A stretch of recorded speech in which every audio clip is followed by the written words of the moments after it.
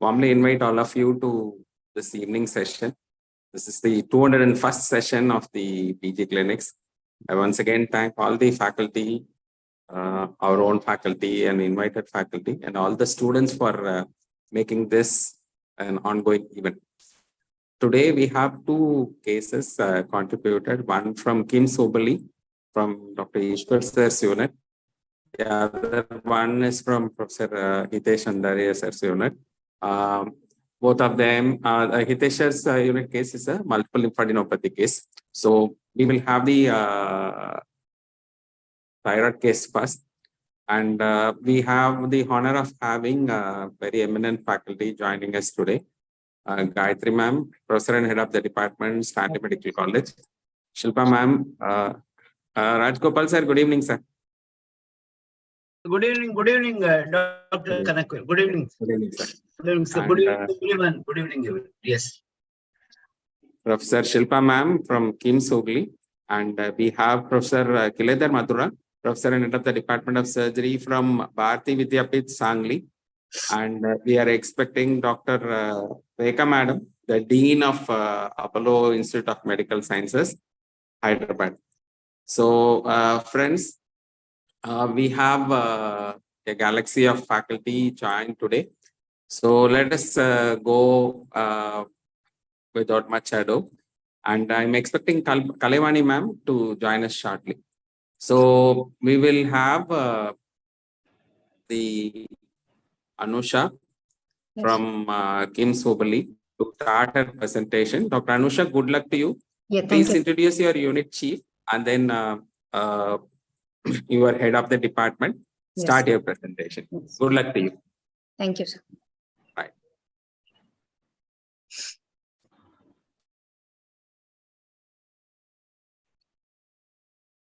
Good evening, everyone. Today I'll be presenting a case on swelling in the neck under the guidance of Dr. Ishwar R. Hosmani sir, Professor, Department of General Surgery, Kim Sobali. And my HOD is Dr. Gurushantappa Yelagachin sir, Professor and Head, Department of General Surgery, Kim Sobali. And myself, Dr. Anusha. Coming to the patient details, here is a 28-year-old female who is from Naragund, who is a daily wage worker. She comes with complaints of increased hair fall, weight loss despite increased appetite, palpitation, trembling of hands, easy fatigability, and reduced flow during menstruation since last 1 year. She also complains of exertional breathlessness since last 5 months and complains of heat tolerance, increased sweating, irritability since last 2 months, swelling in the front of neck since last 2 months. Coming to the presenting illness, she complains of increased hair fall, weight loss despite increased appetite, palpitation, trembling of hand, and easy fatigability with reduced menstruation since 1 year. Complaints of swelling in the front of neck since 2 months, which was insidious in onset, initially present on the right side of about 1 into 1 centimeter, and gradually progressed to involve the left side of the neck to attain the current size of 10 cross 6 centimeter. She also complains of exertional breathlessness since 5 months, heat intolerance, increased sweating, irritability since last 2 months. There is no history of pain, diarrhea, change in voice, difficulty in swallowing, or difficulty in breathing. Coming to the past history, she is not a known case of diabetes mellitus, hypertension, TB, epilepsy, or asthma. Coming to family history, there is no history of similar complaints in the family or neighborhood. Menstrual history, she attained menarche at the age of 15 years with regular cycles of 28 days with 5 days of menstruation. Since last 1 year, her cycle have reduced to 1 day of duration. Coming to obstetric history, she is para 4 living 4 with all full-term normal vaginal delivery. Coming to personal history, she consumes a mixed diet with increased appetite. Her sleep is sound. Her bowel and bladder are regular, and she has no habits of consumption of addictive substances. Coming to the summary, here is a 28-year-old female presenting with swelling in the front of neck since 2 months and history suggestive of hyperthyroidism since last 1 year.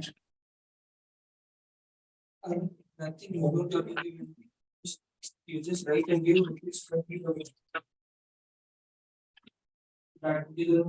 Coming to the examination, general physical. Hang on, Dr. Anusha. Yes, sir. Dr. Anusha. Yes. Okay, let's go to your history. So you have all the features of, let's go to your first slide, please.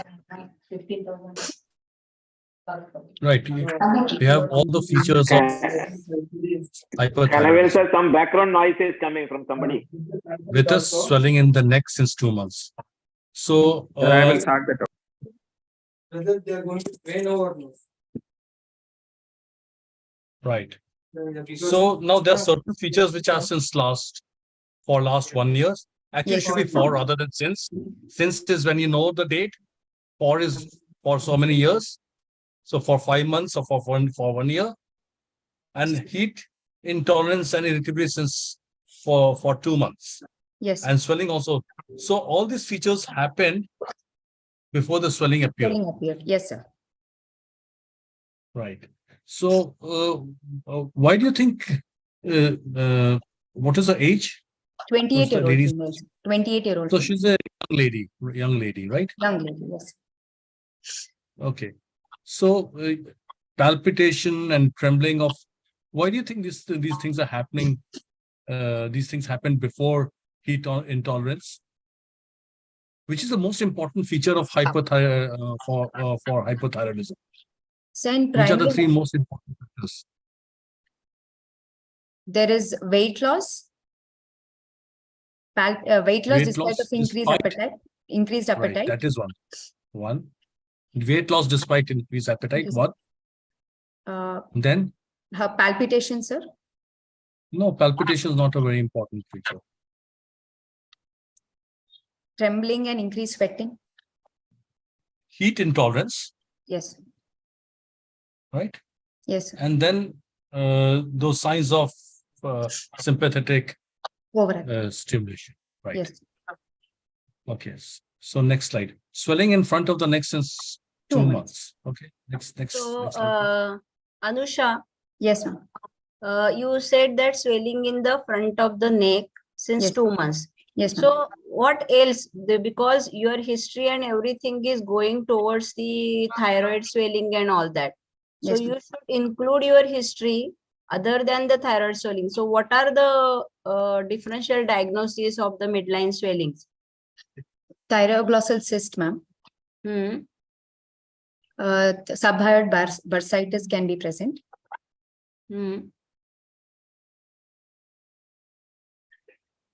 Only 2 swellings? Now, how many cases, Dr. Anusha, how many cases of subhyoid bursitis have you seen?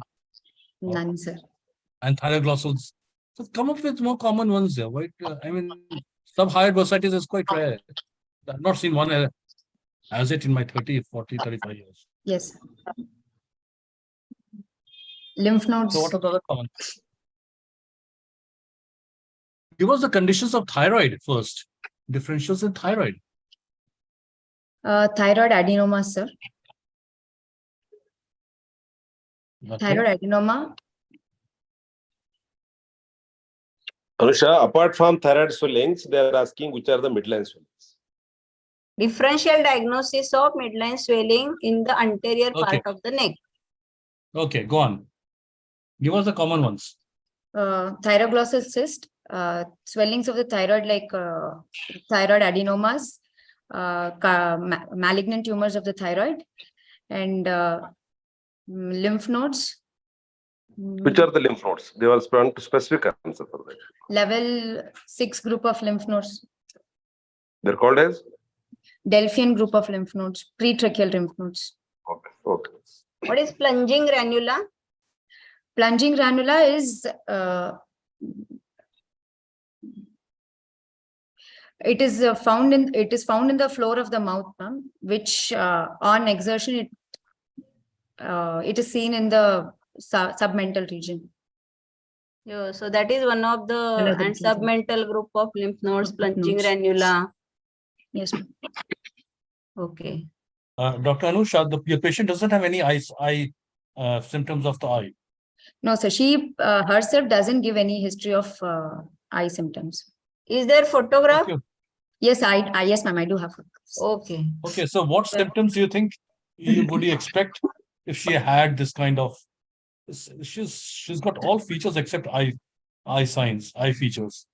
She can Symptoms of complain. She can complain of dry eye, sir, that is irritability in the eyes, diplopia, enlargement of eyes, that is exophthalmos,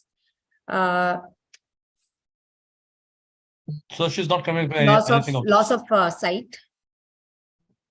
Loss of sight is not seen here. Why should she have loss of sight?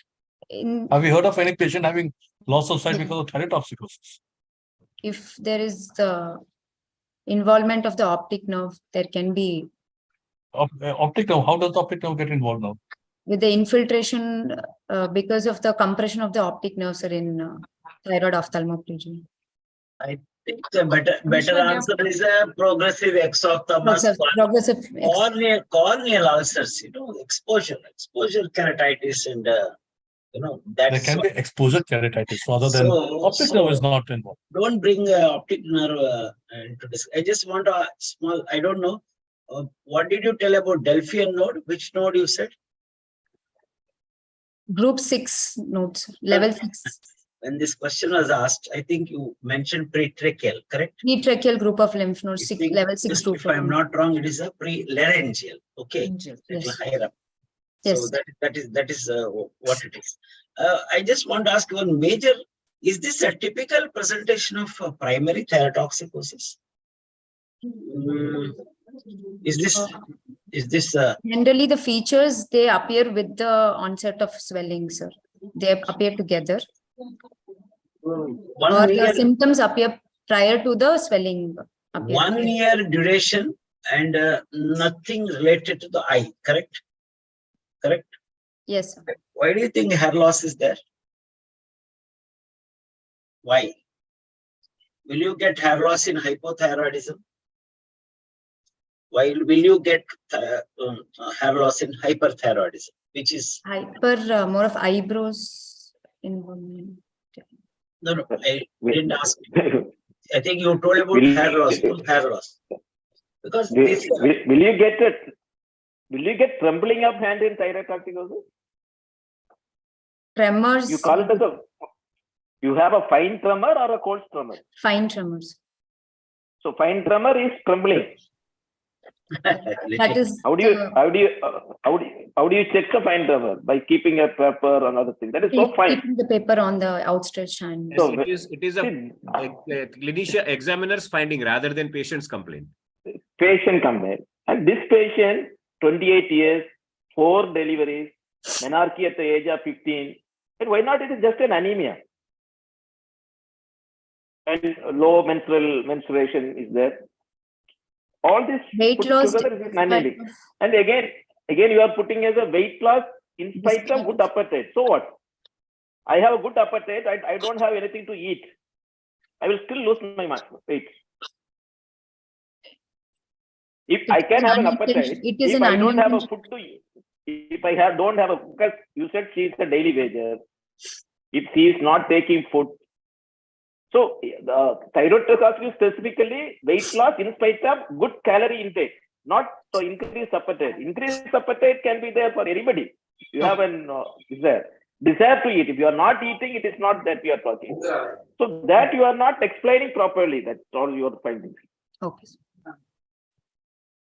And also the swelling in front of the neck started on the right side, then moved on to the left side. Is that necessary? In what way is it significant? Initially, she noticed more on the right, ma'am. The swelling was more on the right. So what? You get a diffuse swelling or nodular swelling? Diffuse swelling in a primary. So you think diffuse swelling starts on the right and then come on the left? Yeah, you said 1 into 1 centimeter swelling. 1 into 1 centimeter is a nodular swelling. Okay. If you have a diffuse enlargement, it's different. Nodular enlargement is different here. Anusha, when you speak of a swelling present first on the right and then on the left, it seems to us that you're speaking of a nodular swelling. If you say it is a diffuse swelling, then it has to be proper in the midline. According to your history, you seem to have a swelling in the midline with the symptoms of toxicity. The audio is gone. Hello, Anush. Yes, Hello. sir.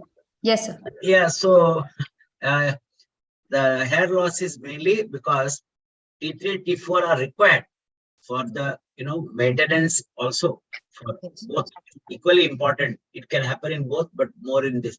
Why oligomenorrhea? So the TSH hormone, sir, it resembles the follicular stimulating hormone, sir. So an increase in FSH will cause decrease in the duration of course. What do you mean by resemble? No? What do you mean by resemble? That's why I also get confused with that word resembling. Resembling is, I mean, it's sound alike drug. TSH. Which components of TSH and FSH are same? How many units has it has? 2 units. You know, it is alpha and alpha which unit? Alpha. Which unit will be the same? It has the same alpha unit. Alpha component is same. Not only TFSH, LH and beta HCG. All the 4 has the same alpha component. So it is a little more complicated procedure of related to the hormones with the steroids and with the effective estrogen, which is available at the follicular level. That is what is causing this oligomenorrhea. Everything is more in primary thyrotoxicosis. That's what is the stand, except that's what usually people tell menorrhagia, but oligomenorrhea is there. So what I was trying to tell is that usually this kind of 1 year history going on, such a massive enlargement of 10 to 6 is quite a big size. 10 to 6 is a big size. Normally, primary with this young age usually will have a smaller goiters. And by 1 year duration, normally they will go for eye changes. As you are right, Professor Jailal mentioned, anemia may be the cause of breathlessness also. Breathlessness. You mentioned about the breathlessness now here. Yes. Is it a feature of primary or secondary? Right. Secondary, sir. Cardiovascular symptoms are more common in secondary thyrotoxicosis. You have to rethink and retake the history. Probably, I mean, this is how the questions will be asked. During exams. Yes. Go to the previous slide, Anusha. So complaints of what? She has been having all this for the past 1 year, but then she has come to the hospital for what?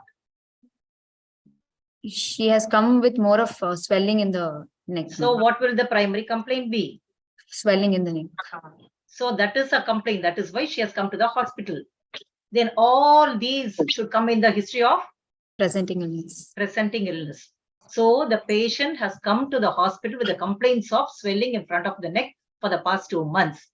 Okay. And then elaborating on the swelling in front of the neck, then you should have told about what you said. And a few swelling started in front of the neck and it started increasing and all that. And then these complaints, these things should have come in the presenting illness. Do you understand? So basic thing here, complaint has to be chief complaint. See, you have had so many complaints now. It has to be only the chief one here. Do you understand? So that is going to be the swelling alone. The rest of it, whatever you have said, all that should come in the history of presenting illness. Okay. Yes. What brings the patient to the hospital is a chief complaint. Yes. Okay. Next. So we have finished with this. Yeah. No.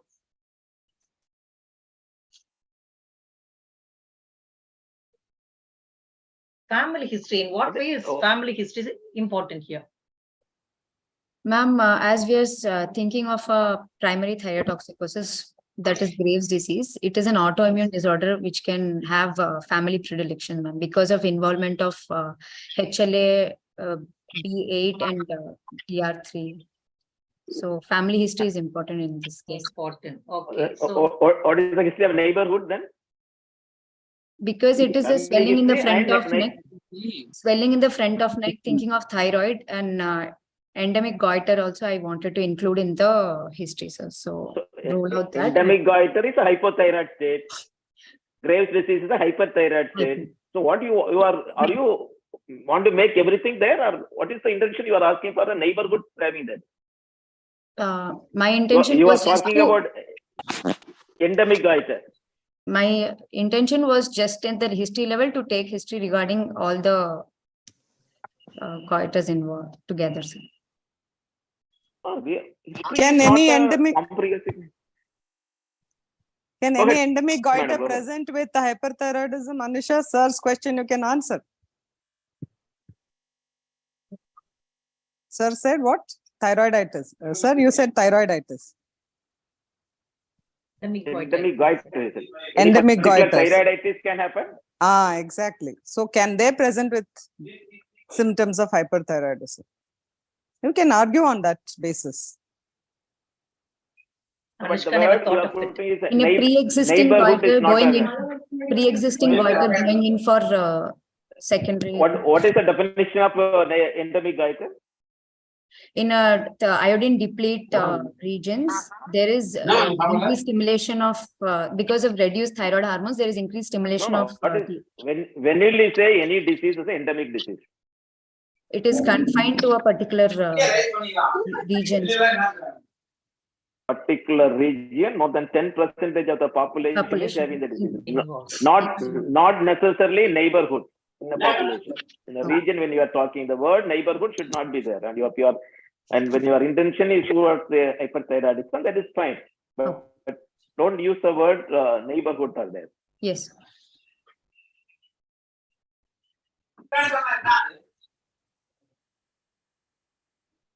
Dr. Shilpa, we can't hear. You are muted. Yeah, Anusha, if you think of a genetic cause as asked by Madam regarding the family history, do you think the age of 26, you said, no? 26 years, 26 or 28, does fit into the genetic etiology of toxicosis? Ma'am, generally it is from, it is in the younger age groups it is found, ma'am, from 20 to 40 years of age. It is common, ma'am. If the patient is diabetic, she's not a diabetic. So if this is why it is important? Because it is an autoimmune disorder, sir. There can be other autoimmune diseases included in her. So diabetes can be one of the autoimmune diseases. Dr. Anusha. Yes, sir. This is an autoimmune disease. How is this autoimmune disease different from other autoimmune diseases?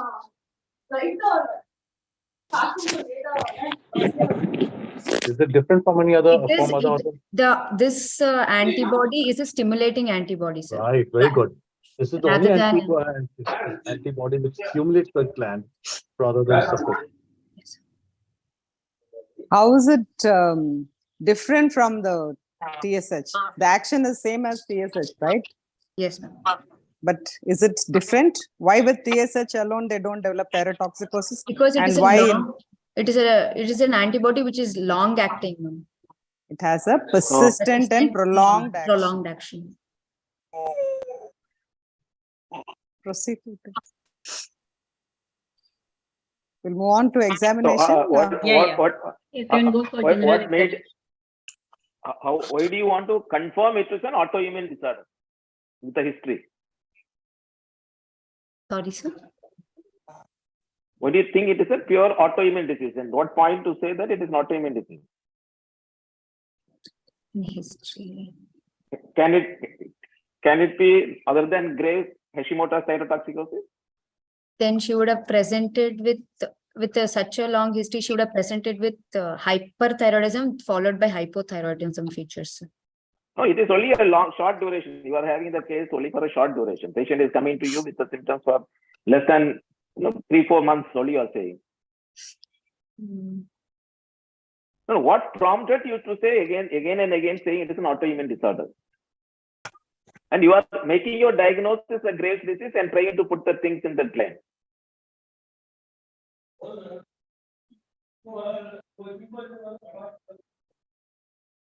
I'm not sure. So keep your history taking open, because you are now thinking in terms of a case of a hyperthyroidism. Yes. And why not? It could be a case of struma ovary.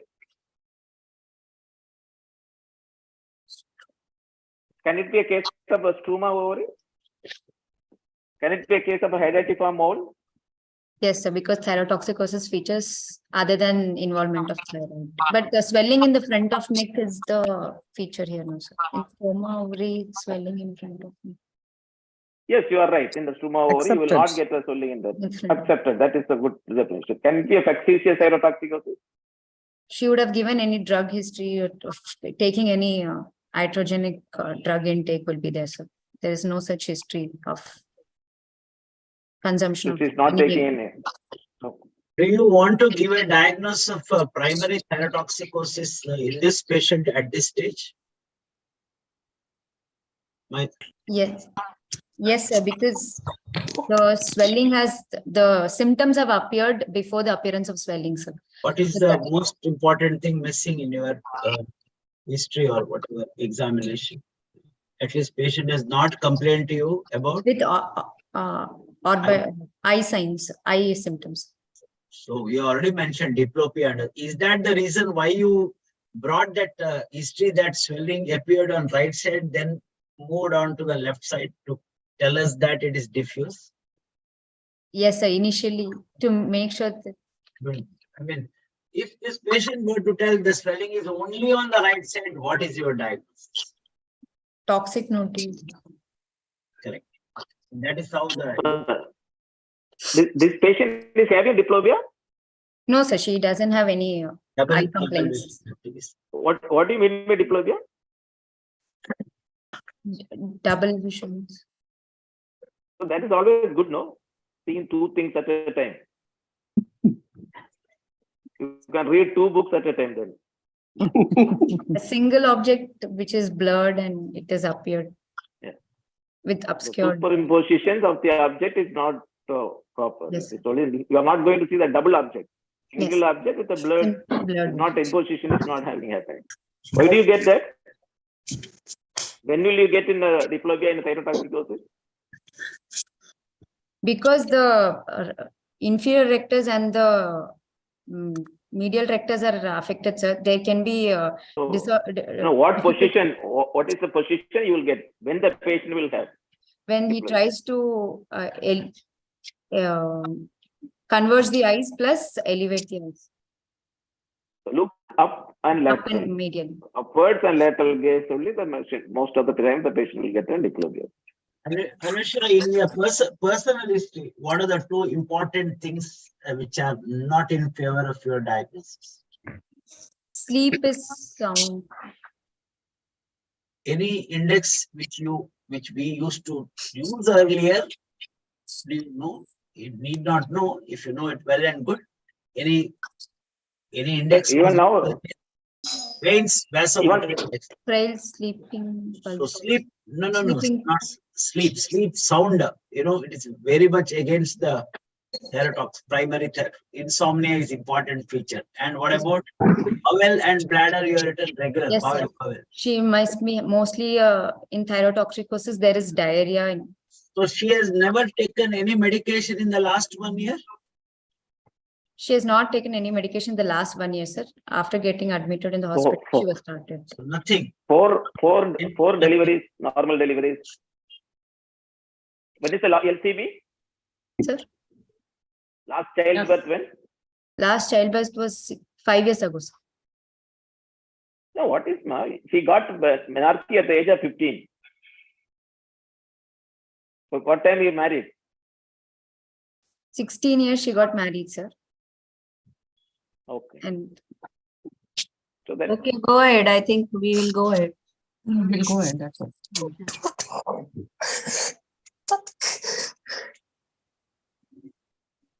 coming to general physical examination, a patient is moderately built and nourished, is conscious and oriented. Patient appears to be anxious. Her pulse rate at 120 beats per minute in the right radial artery, which is regular in rhythm and normal in volume.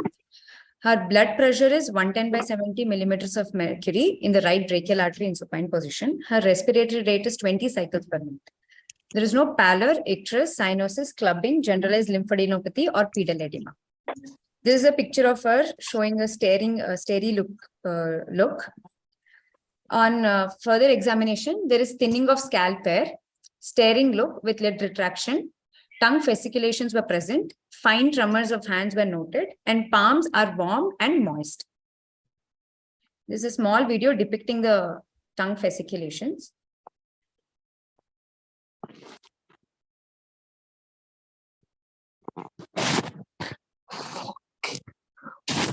And this is the video depicting tremors.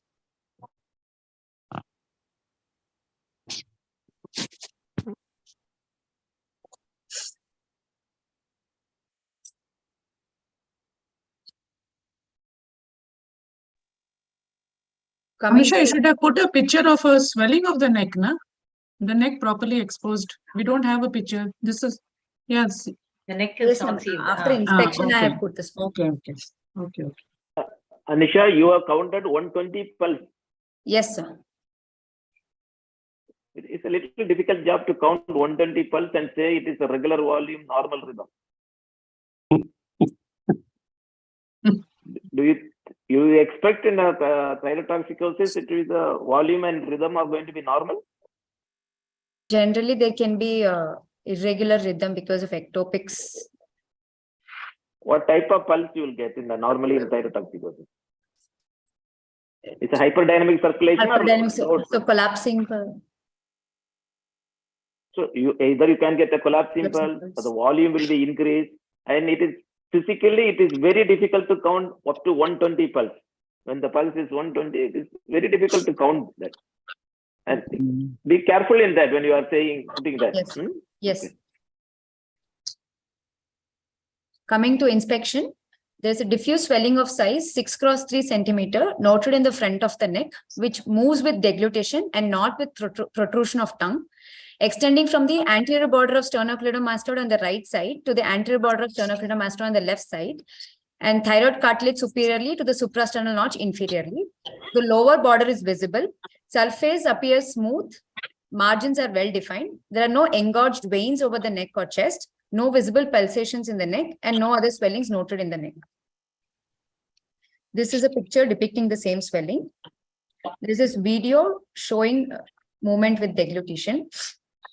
Literally हम अकेले आए थे, अकेले यार कर रहे थे, सब अकेले कर रहे थे. Coming to palpation, there is no local rise of temperature and tenderness over the swelling. There is a diffuse swelling of size 6 × 3.5 centimeter noted in the front of the neck, which moves with deglutition with palpable lower border extending from the anterior border of sternocleidomastoid on the right to the anterior border of sternocleidomastoid on the left, and thyroid cartilage above and suprasternal notch inferiorly. The surface is smooth with well-defined margins, which is firm in consistency. Trachea is central. Coccus test is negative. Bilateral carotid pulsations are palpable in the normal position. A thrill is palpable at the upper pole, and there is no cervical lymphadenopathy. Coming to auscultation, a bruit is heard at the upper pole of the thyroid. Examination of eye signs, a staring look is present. Bilateral retraction is noted. Coming to systemic examination, cardiovascular system, S1 and S2 is heard with no murmurs. Respiratory system, bilateral normal vesicular breath sounds are heard, and no added sounds are heard. Per abdomen examination, abdomen is soft, non-tender, no guarding, no rigidity or organomegaly. Coming to CNS examination, higher mental functions are normal. Coming to reflexes, bilateral ankle jerk and knee jerk reflexes are exaggerated. There is no evidence of proximal myopathy. There is a video depicting the knee reflex.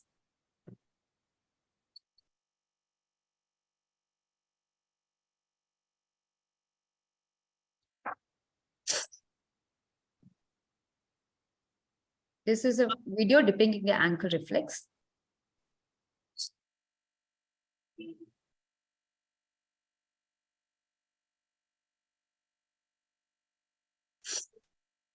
Coming to case summary, a 28-year-old female with history of features of hyperthyroidism since last 1 year and swelling in the front of the neck since 2 months.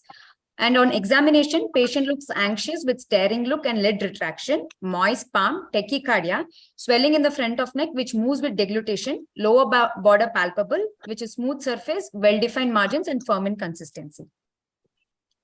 And Anisha, you would like to go in detail about the eye examination? Yeah, that is also important, and you have not said about the whether you have taken the consent of the patient. You told? Yes, ma'am, I had mentioned. Because And eye examination is a very important aspect of a thyrotoxic patient. You should mention in detail about eye. Few important eye signs needs to be mentioned, which And you have in the just history mentioned it as a also, passing mark. in the history, she told that there are no eye signs. I think we Yeah. what we are discussing, she told there are no eye signs. No, the patient never complained, but she has found out all this. She has identified. That is what she means. Okay. But then staring look present. No, I think we can start. They have names, you know. Yes, ma'am. But then I think we can go from the beginning. The examination. Yeah, from the general physical examination Yes, itself, yes. We'll you've start from already there. mentioned most of the signs. Just go back to general physical examination. Go back. Yeah, you mentioned, see here the pulse is very important, as you said, and as sir said, it's very difficult to relate the rhythm and all that. But do you want to mention about the pulse pressure? Is there any alteration in the pulse pressure in a thyrotoxic patient? There'll be a wide pulse pressure. Yeah, so you need Why? to mention that one. Why did you look for? Did you Why? look for? Did she have a wide pulse pressure? Did she have a wide pulse pressure? Did you look for? Yes or no? Yes, No, ma'am. No. You have not seen In now, case, it's better to say yes or no and go ahead. Yeah, in case there is a wide pulse pressure, how do you explain that? It is hyperdynamic circulation, ma'am. So there will be peripheral runoff during diastole, which will increase the pulse pressure. It's not like that. There is you see, they cause an increase in the cardiac output, thyroid hormones. They also decrease the peripheral resistance. So there is a wide pulse pressure. Wide Okay. pulse pressure. Okay. How do you say that the patient is anxious? What made you think? Why do you say that the patient is anxious? She was not calm, ma'am. She was her eye movements where she was moving, her looking around at different places, and she was trembling. They were sweating.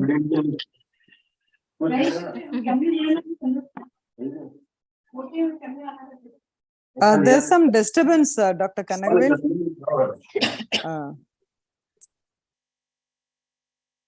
One second, ma'am. Let me look into it. Yeah. I think they muted. Yes. Yeah. Go ahead, Anusha. Okay. Now, how do you identify whether the patient is, anxious and nervous? Yes, between nervousness and your anxiety in hyperthyroidism. Ma'am, in anxiety, they can be cold palms, ma'am. Whereas in hyperthyroidism, there will be warm. Anxious is anxiety, I thought.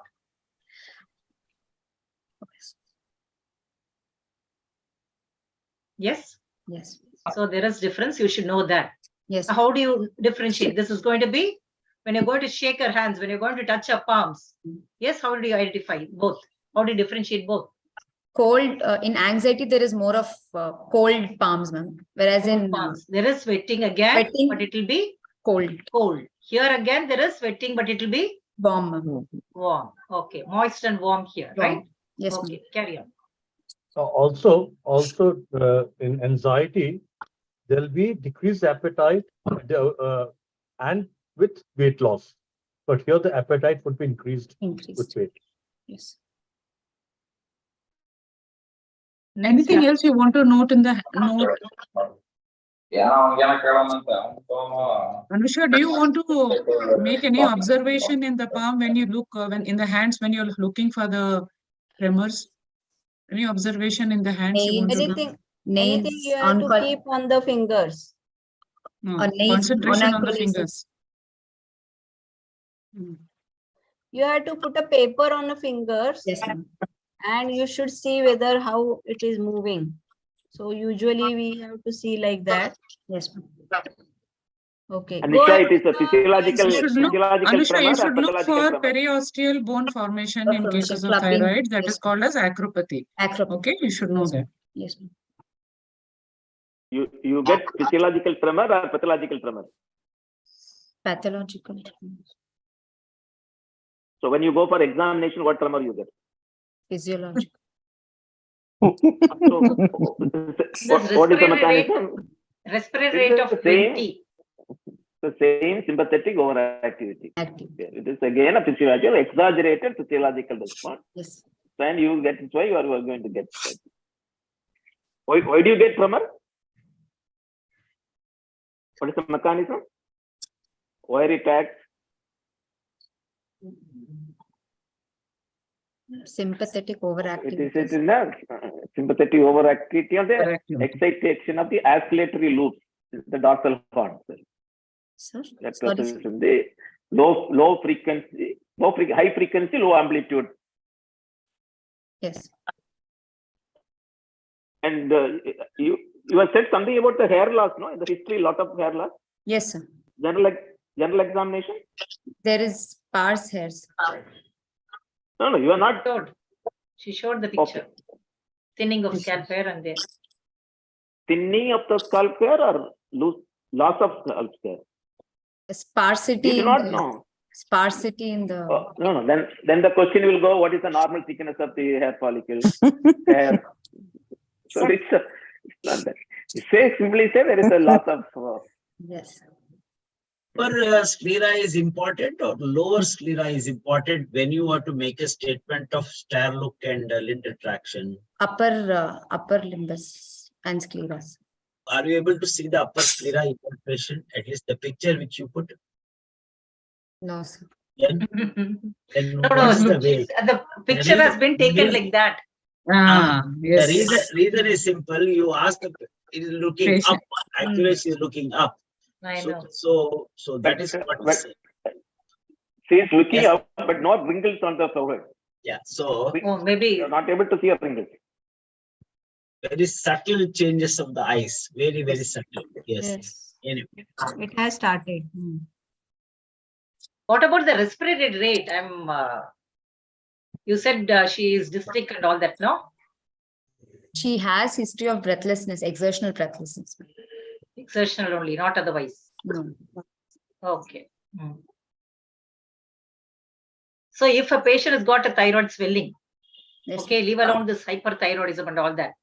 If a patient has got thyroid swelling and the patient complains of breathlessness or dyspnea, yes, how does it start? As what? The dyspnea starts with what? It is a large thyroid swelling can cause dyspnea, right? Yes, sir. Yes, ma'am. Yes. So when does it cause? How does it start? It is because of the compression of the trachea. So initially on lying down position, there can be dyspnea, ma'am. Okay. What do you call exactly? Position. Right down. Positional dyspnea is called what?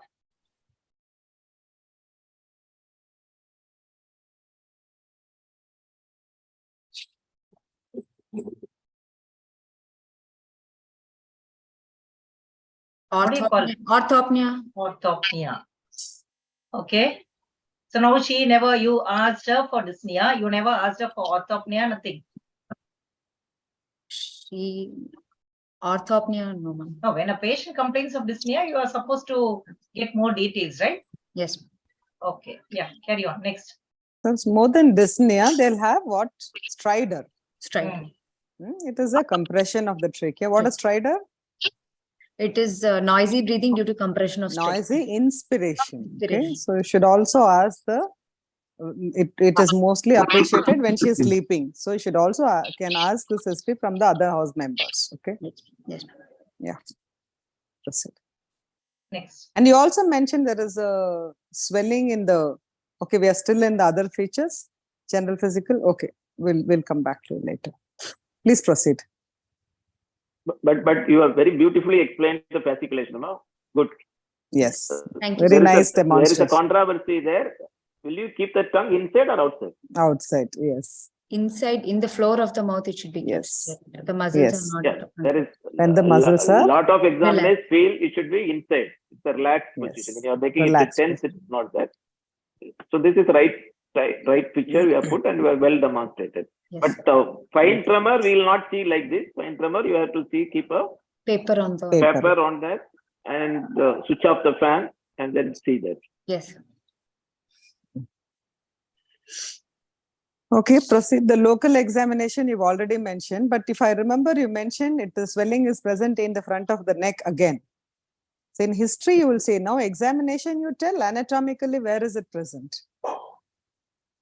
Yes, ma'am. The neck is divided, no, into anatomically it's divided into something. What? Neck is divided into what? Thyroid. Triangles. Triangles. So you can easily say they're present in the lower half of the muscular triangles on either sides. Okay. And I think thyroid region. Oh yes, straight away we can say thyroid region also. We accept it. Other examiners, I do not know. I accept. Thyroid region is even the we best accept. answer. And Definitely, madam. We accept it. Definitely. Yes. Can you tell the boundaries of thyroid region? I knew this next question will come from sir. Yeah, tell me. Okay. On either side is a sternocleidomastoid side. Lower you have a sternal knot. Above you can say either the upper border of the thyroid cartilage, but ideally it is oblique line of thyroid cartilage. Because that is a line where all the muscles get attached. But clinically you can't make out the oblique line. So it is upper border of the thyroid cartilage is an across subset. So when you say it's a thyroid region, there is no need to say it is 3 centimeters below that, 2 centimeters away from that. You can just say as a postgraduate, it is in the thyroid region. Okay. And the sir said the upper border being the oblique line of thyroid cartilage. What does that mean? What is there fixed? And what is the thyroid enclosed by? The pretracheal fascia attachment, the superior attachment is to the oblique line of thyroid cartilage. Really? Pretracheal fascia attached to the oblique line? It's not pretracheal fascia, no? All the muscles the strap arising muscles. from thyroid? Strap muscles. Strap muscles. They are attached. To oblique line, what is attached?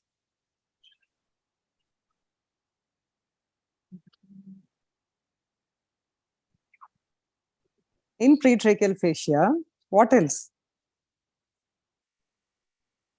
Okay, why does it move with deglutition? Simple. Let's get back to the same basic question. Because of the presence of Berry's ligament, which is a condensation of the pretracheal fascia, it is attached to the thyroid cartilage. So with deglutition, as the thyroid is pulled up, thyroid cartilage is pulled up by the inferior constrictor muscle, and as the thyroid is attached to the thyroid cartilage, that also moves up with deglutition. What is pretracheal fascia? It is a modification of deep cervical fascia. Modification. Not modification. It's not modification. Modification. How many layers of the fascia you have? Investing layers, pretracheal and prevertebral fascia. That's all? 3 layers. So totally 4. Middle layer of the pretracheal fascia. Anusha, next slide. Just see next. No, sir. One question here. So one question in this. You said front of the neck. So which part is there? What are the parts of the thyroid gland, first of all? 2 lobes and isthmus, ma'am. 2 lobes and isthmus. Now you said the enlargement of the thyroid gland, or the patient has dyspnea and the patient has stridor and all that. What is that due to? Leave this patient alone. Compression of the trachea or Compression of the trachea. Trachea. By what? The lateral lobe. By the lateral lobe. So where is the compression?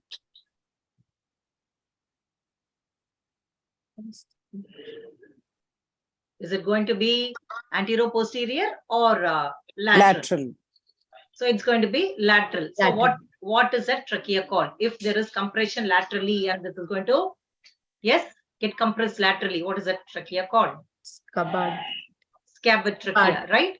Okay, there is one condition where the trachea will get compressed anterior-posteriorly. You said lateral compression, no, here? Is there any condition where the trachea can get compressed anterior-posteriorly? Because we're talking about dyspnea and stridor and all that.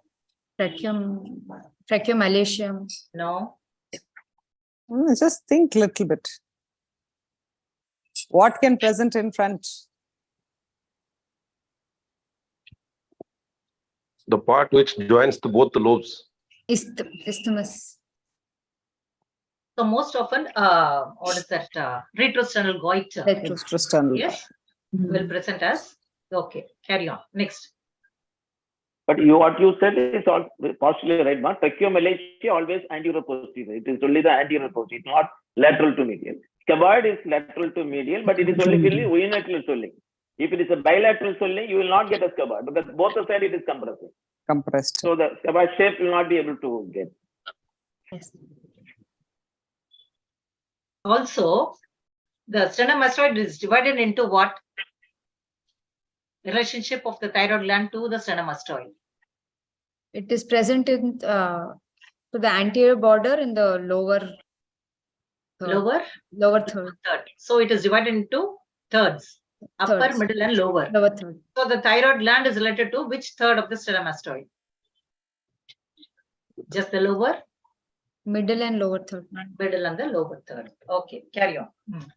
So, Anusha, 1 or 2 questions. The gland is present on both sides of the neck, correct? Diffuse enlargement.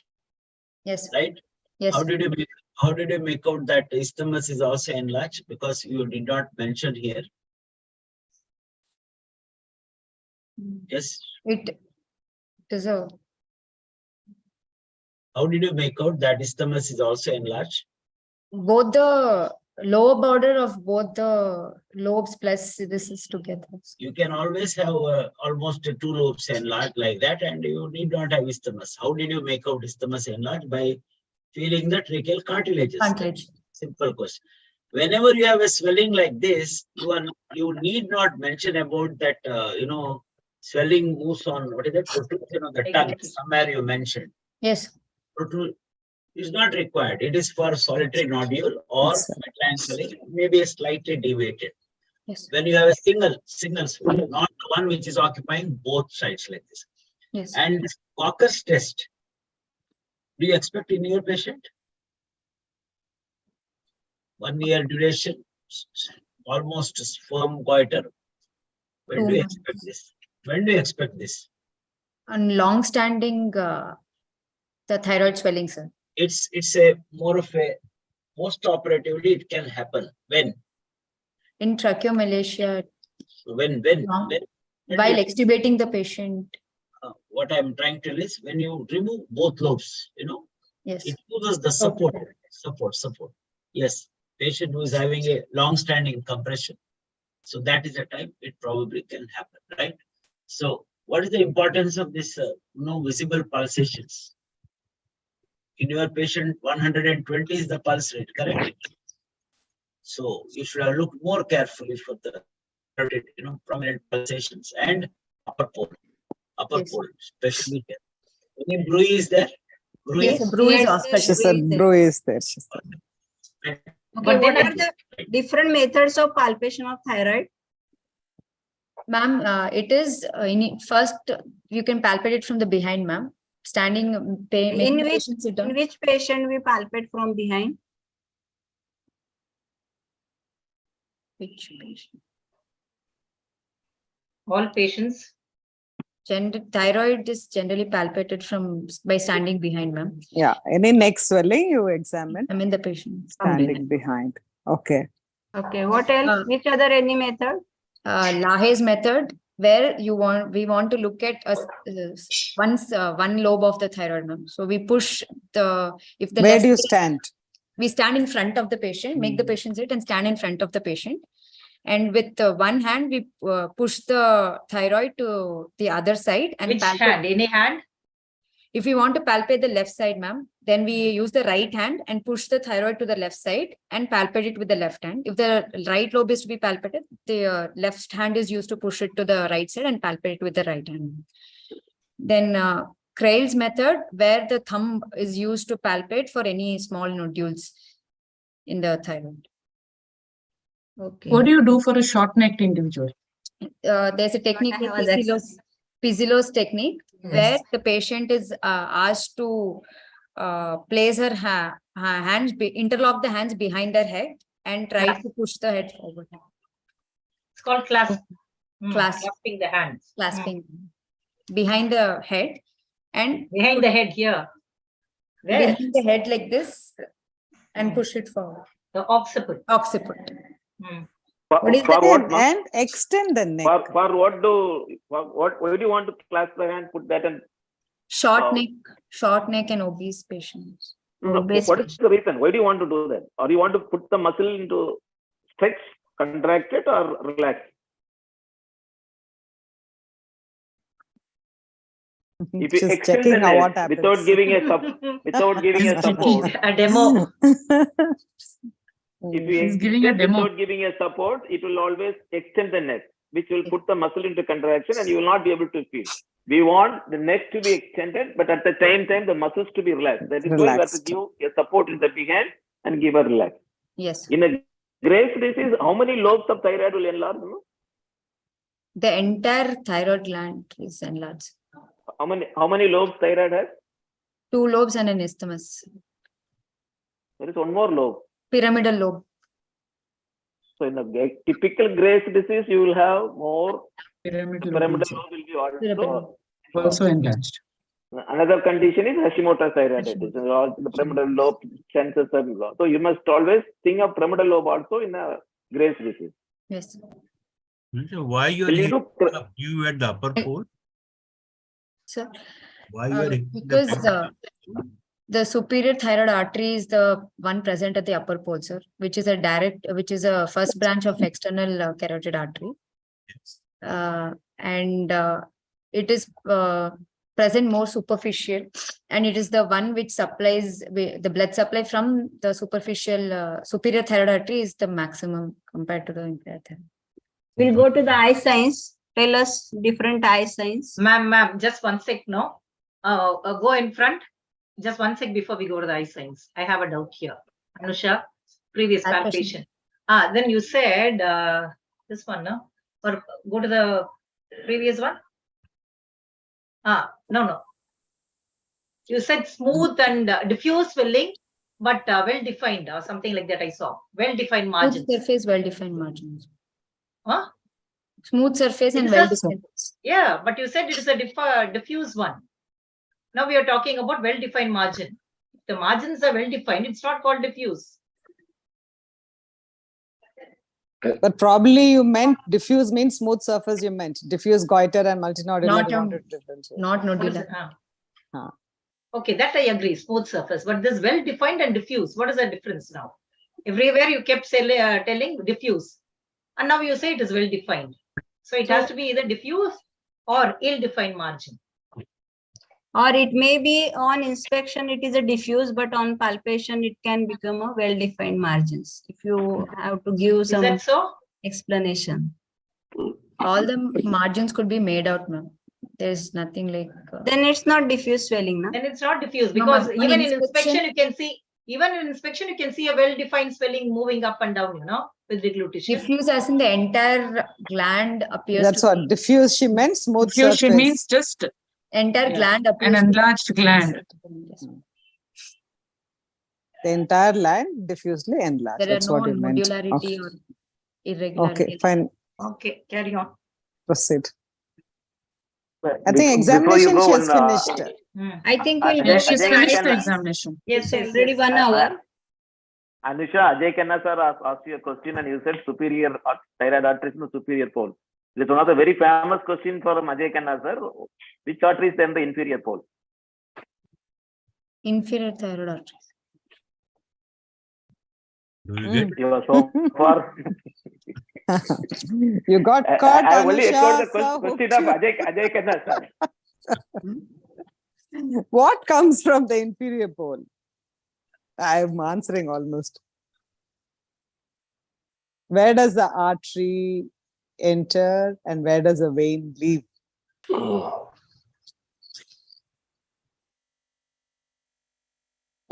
Ajay Khanna sir, you have to tell that sir. You have to.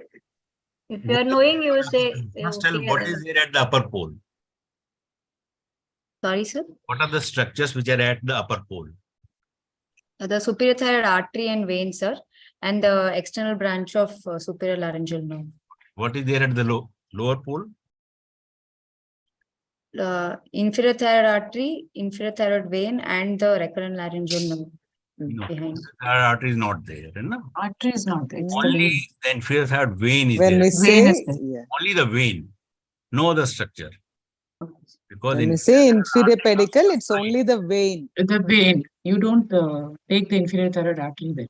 And the recurrent laryngeal nerve is not present along the vein. So there is a particular point where the recurrent laryngeal nerve is present. Okay, it is the artery where it joins more laterally. Okay, and there is something on the thyroid where where the recurrent laryngeal nerve is in relation to it. Do you know it? Tubercle of Zuckerkand. Zuckerkand. Yes. Okay, that is one point of identification. Okay. So how, now that you come to recurrent laryngeal nerve, what is its relation to the inferior thyroid artery? The inferior thyroid artery is anterior to the recurrent laryngeal nerve. Always? Mostly it is anterior. Sometimes it can come. Mostly it is posterior. Sometimes it can come anterior as well.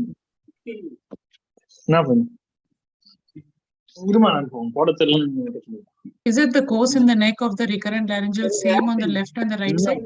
No, ma'am. Or it is slightly different on the left and the right?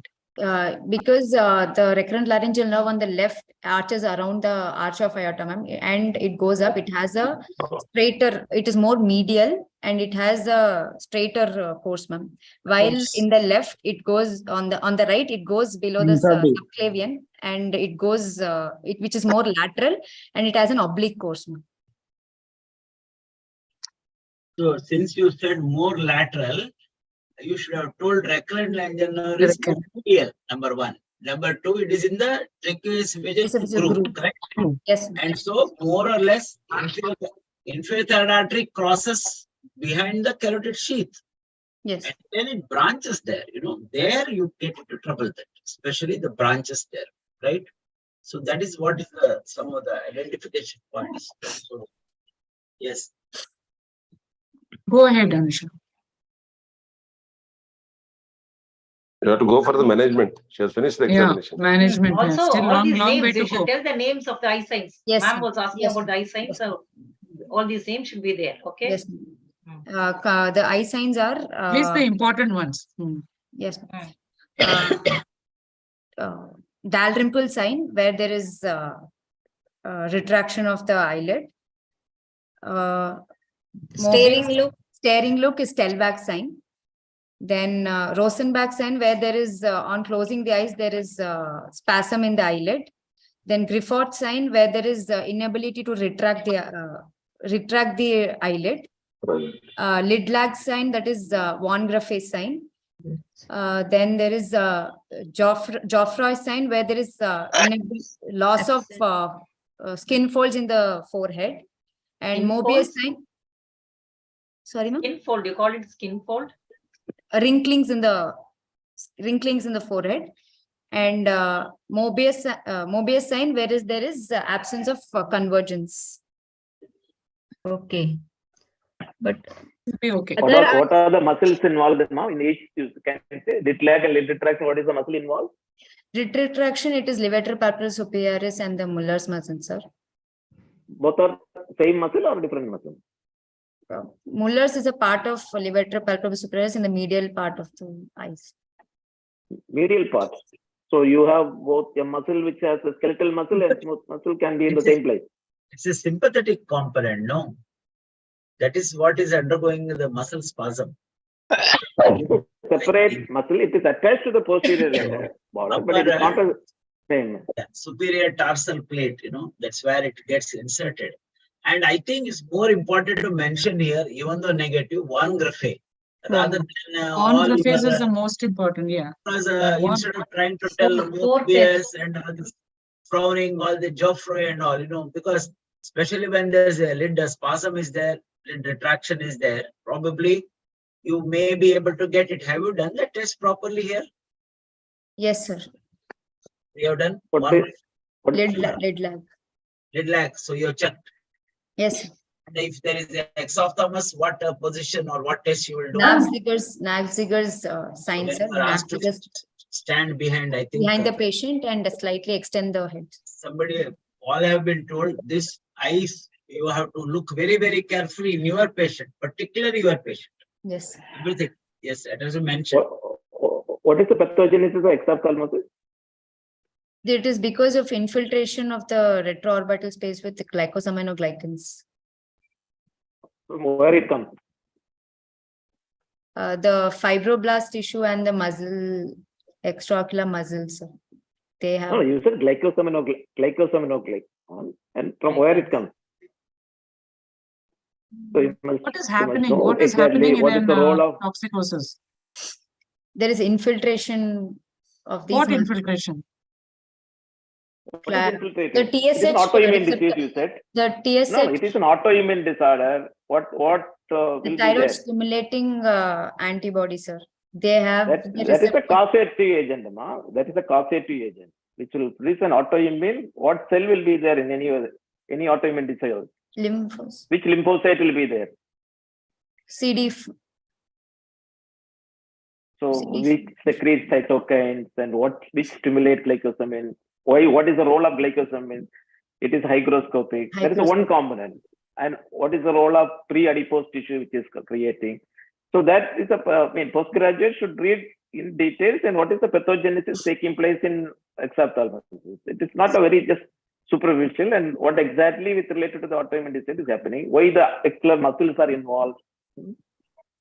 Yes. Okay. But now time is short, now you should go for a Go for management. Coming to management, initially the investigations, the thyroid function test, T3 is 6.5 nanogram per liter, T4 is 320 nanomole per liter, TSH was 0.05 micro international units per ml. Ultrasound of the neck, there were bilateral lobes of the thyroid are enlarged with Anusha, wait, just go with the thyroid function test. At your level as a postgraduate, is it enough to mention T3, T4, TSH, or you want to go into the details?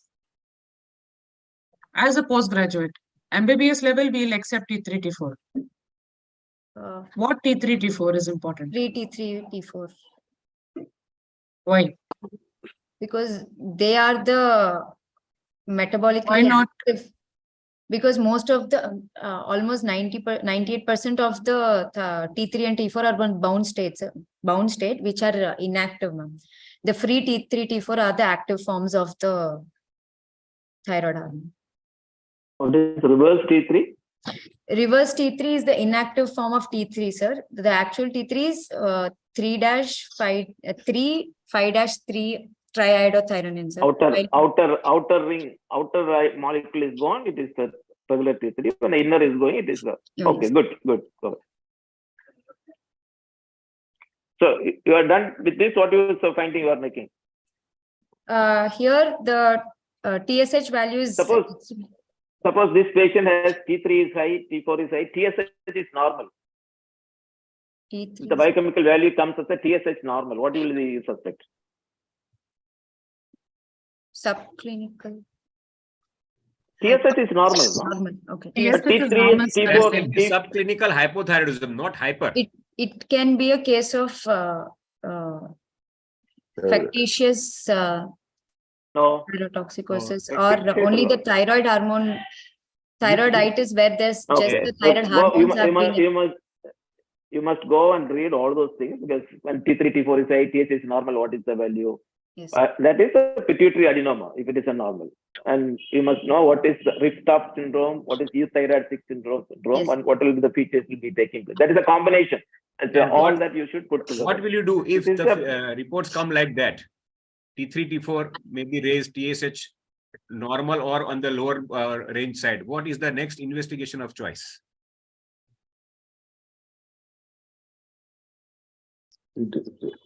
T3. Isotope scan. See, I guess whatever T3, T4 you have mentioned, they are total T3, T4. Yes, ma'am. According to that. So what is the T3 normal levels? If you know. T3 is around that much. You have to have a range. 3 to 9 nanomoles per liter. Okay, so that is increased definitely. 1.5 to 3.5 nanomoles per liter. Okay, so T4 is around how much? 50 to 150 nanomoles. So But this I indicates do that not know why you are putting nanogram and nanomole. One you are putting nanomole and one nanogram, you are another putting you're putting nanogram. nanomole. Both have to be in nanomole, actually. Yeah, this is not nanogram, no, TT. That's what I was going to. I was confused. Why you have nanogram and nanomole there?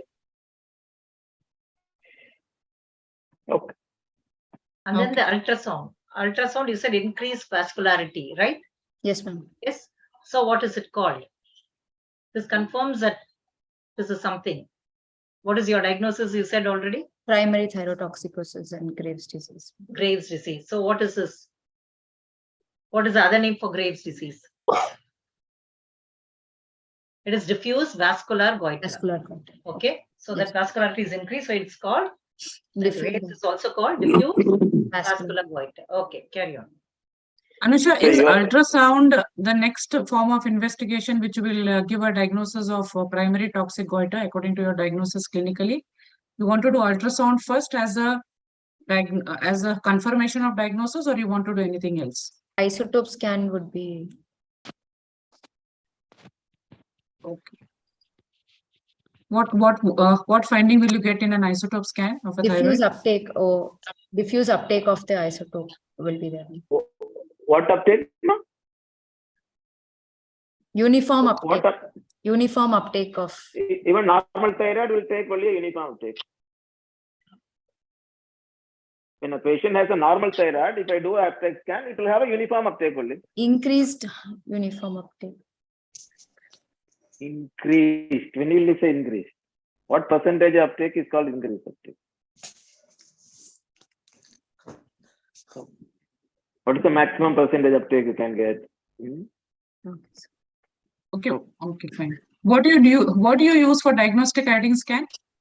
Iodine 132. Iodine 123. 123. 132 doesn't exist. No, 123. Do we have it in India? Sorry. So what do you do for diagnostic or uptake scan? Okay. 123. Today the recommended is per technician. Technician scan. Technician scan.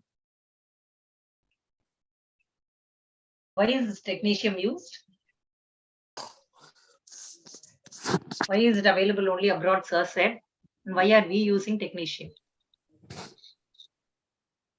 Our country is what country? So we'll have to be economical. So technetium is supposed to be expensive. Expensive.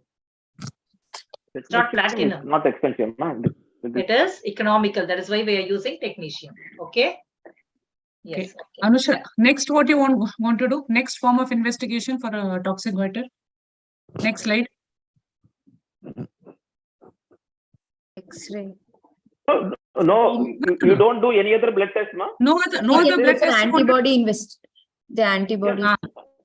Okay, so how do you differentiate transient hyperthyroidism? Transient hyperthyroidism and Graves' disease. There are so many conditions can produce a transient hyperthyroidism. All thyroiditis normally. Thyroiditis. So how will you differentiate that? Whether it's a Graves or that by a blood test? ESR levels will be raised in thyroiditis, sir. No, all autoimmune disorders. More specific. All autoimmune disorders will have a ESR will be high. So you have to do an antibody test. Antibody test. So for that, you should answer what are the different antibodies you do for the thyroid? Thyroperoxidase and antibody against thyroperoxidase, thyroglobulin, and thyroid stimulating antibody. Okay, so which are raised in thyroiditis? So which are these antibodies which are raised in thyroiditis, which are raised in primary toxicosis? In Graves' disease, the thyroid stimulating antibody is the one which is raised. Okay, yes, and in thyroiditis? Thyroiditis, thyroid peroxidase, and thyroglobulin. Anti-TPO? Anti-TPO and anti-TG. One more question. There you have a thyroiditis or this thyroid.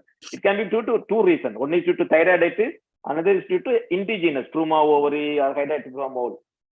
Or one is exogenous supply of thyroxine or iodine. How will you differentiate? What test you will do to differentiate? in an exogenous thyroid, whether it is a Z-basido effect or when you have thyrotoxicosis, thyroglobulin will not be raised. It will be reduced. Okay. So at that time, you need to do a thyroglobulin assay. If the thyroglobulin level is low, Yes, that always indicate it is a exogenous thyroid. It's either in the form of Z-basido or Sure. If it is not, thyroglobulin is raised, it is due to struma ovary or hydatipa mole, all that, even metastatic thyroid carcinoma. So all that can produce as a exogenous thyroid. But the value will be same. It all produces a transient hyperthyroid. Nowadays, we get nearly 20% of the transient hyperthyroid. So you need to be extremely careful on that. Yes, sir. What uptake scan will be differentiated? How the uptake scan will differentiate this? Graves and the transient hyperthyroidism? In the transient hyperthyroidism, because thyroid follicles are destroyed, so you will not get any uptake. Uptake will be zero. Here it will be vivid uptake. That is more than 30 to 35% uptake will be there. Yeah. Okay, go ahead. Right, go ahead. Coming to a neck X-ray, a well-defined radio-opaque soft tissue lesion in the midline is seen with no evidence of foci of calcification, and trachea appears to be central in position. Okay. What calcification? Okay, so how do you want to manage? Anusha? Ma'am, because she is a 28-year-old female who has completed her family, so we can go ahead with thyroid, either radioiodine uptake or radio uptake ablation or you want to, if she's a toxic patient with raised T3, T4 levels and she's a diagnosed toxicosis, you want to straight away go for radioiodine, Anusha? We have to first bring her to euthyroid state, ma'am, with anti-thyroid medications. This patient has orbitopathy also, with the orbital symptoms, and you never use the word radioiodine as a first Never choice, use okay? radioiodine. How many cases have you seen radioiodine being used? Yes, when a patient is hyperthyroid, you know, they always say that they are on something else. What is that? On medications only. Yes? Medications. Then why do you talk about radioiodine uptake at once? The common one is common. What is commonly used for toxicosis? It is radioiodine, antithyroid drugs, or surgery? Thyrodoxics, antithyroid drugs are used. So you should know particularly in which cases you use radioiodine. There are very selected cases where you go for radioiodine upfront, but that too when the gland becomes euthyroid first. You have to make the thyroid gland euthyroid using antithyroids, and then only you can give radioiodine. So what are the few conditions of the patients where you give radioiodine?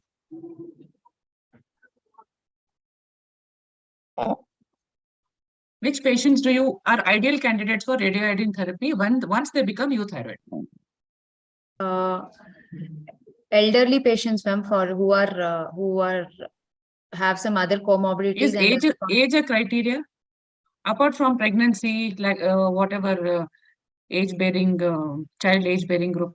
Okay. Apart from those contraindications, what is the criteria per se of the thyroid gland as an indication for thyroid scan? A smaller thyroid swelling, okay, which doesn't have any compressive features, ma'am. Okay, then without any features of. We need to close this case at the earliest, madam. Okay. Yes. 1 hour 20 minutes. We are beyond 1 hour. Yes. Yeah. Okay.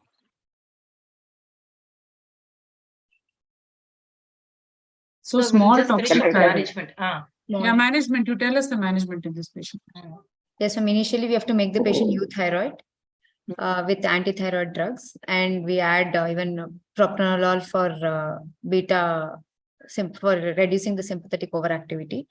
Once following the antithyroid medication, the patient is in euthyroid state for about 6 weeks. We have to go over with the definitive line of management. Because she has more of eye signs, then radio ablation can aggravate the eye signs. So we are going more for surgical management. Kanagavel sir? Kanagavel sir, are you here? Yes, sir. So I think we'll close Yeah, this. we can- She's told. we can- Yes, sir. We'll go for the next case. Anusha, very well done, Anusha. Thank you. Yeah. You answered all our questions and you faced all of us with a smile. Very good. Thank you, ma'am. Yeah. And, All the best to great, you. great applause to Ishwar sir for making you a great presentation. But I think very Yes, composed, for very more than an confident hour, you she are was able presenting. to withstand. Thank you, sir. Thank you. And all of us are shooting questions from all Yeah, sides. that's true. It's easy to shoot questions and sit and answer there. Yeah, So you have done a good. Good.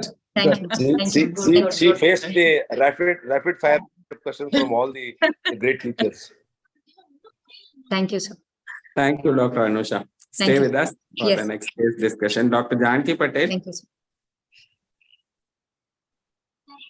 Again, that shows the intensity of training happening at KIMS Kompally. Credits to the Thank you, teacher. sir. Thank you very much. And Ishwar sir is enjoying. Yeah, I'm not enjoying it. It keeps us, it reminds our responsibility also. I have to train some more better. If the expectations are high, no, sir, we have to have a lot of responsibility there. Actually, the advantage of our session itself, 1 hour of discussion, no forum permits. So this helps us to cover all the aspects, not to run through some clinical finding, arrive at a diagnosis and ask few questions and close up. This, in fact, checks the depth of the learning of the particular student.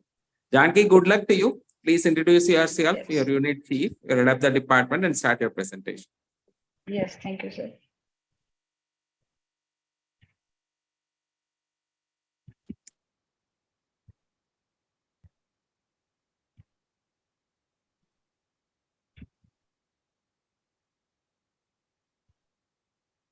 We are unable to see the PowerPoint, Dr. Janki. Yes. Please switch on your video.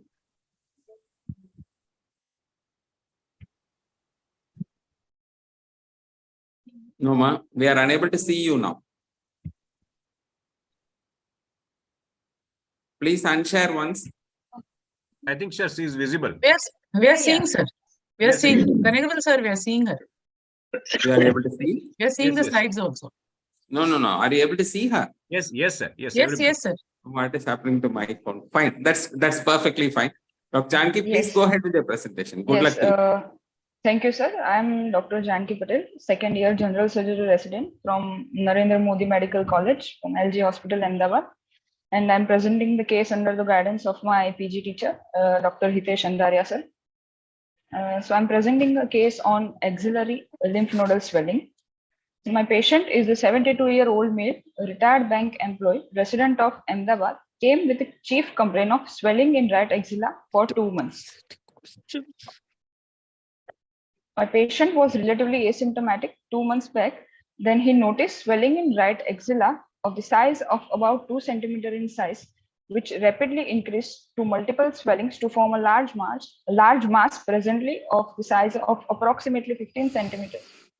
There is no history of any swelling anywhere else in the body, no history of cough, fever, weight loss, night sweats, or hemoptysis, no history of loss of appetite, no history of chest swelling or pain, backache, or no history of abdominal pain or distension, no history of any discharge or ulceration over the swelling, no history of right upper limb pain, edema, numbness, or tingling sensations. There is no history of any facial puffiness or edema, and there are no any aggravating or relieving factors. Patient has a past history of pulmonary tuberculosis before 3 years. He completed 6 months course of anti-tuberculosis drug therapy and was confirmed sputum negative after that. There is no past history of similar swellings in the body. He has no any past operative history. Neither he has any past history of previous hospitalization or blood transfusion. A patient is hypertensive and is on antihypertensive medication since last 2 years. There is no significant family history or there is no history of any malignancy.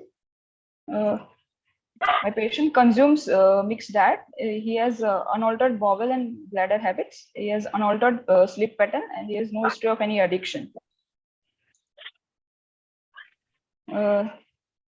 So, 72-year-old male patient with a complaint of painless multiple large swellings in right axilla rapidly increase in size over 2 months with normal appetite and with no history of fever, cough, or weight loss.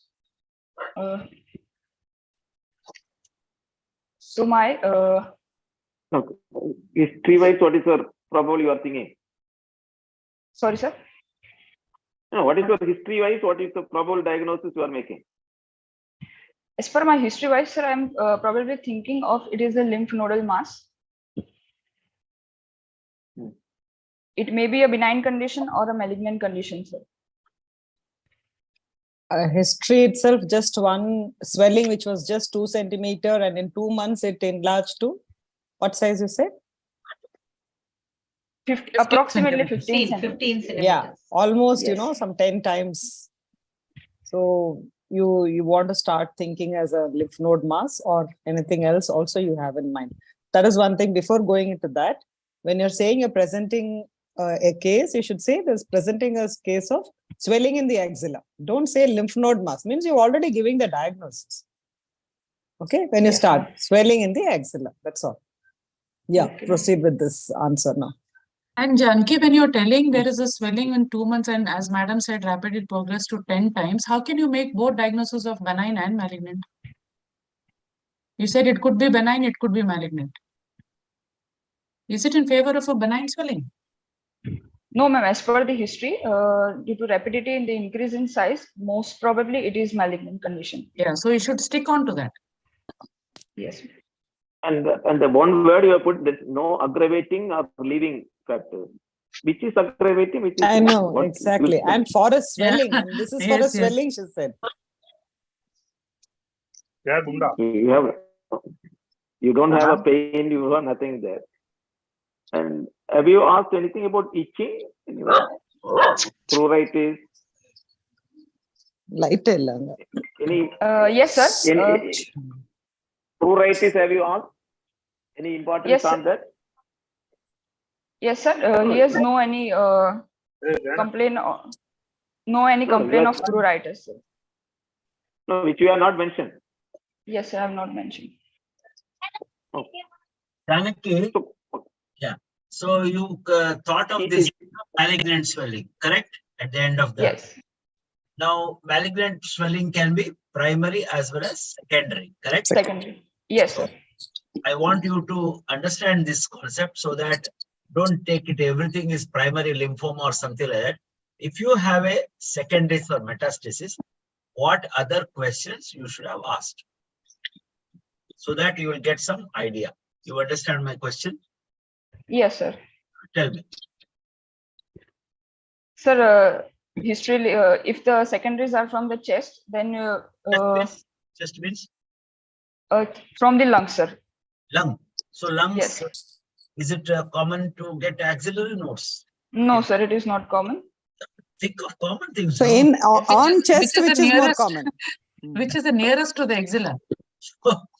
See, that is the difference between knowing a case and presenting. You understand? No. Yes, sir. We all know that Can you it are be got a- hello, hello. Can you hear me? Yes. So what is that? Chest means what? Men also can have this problem. So what is that? I can't hear you.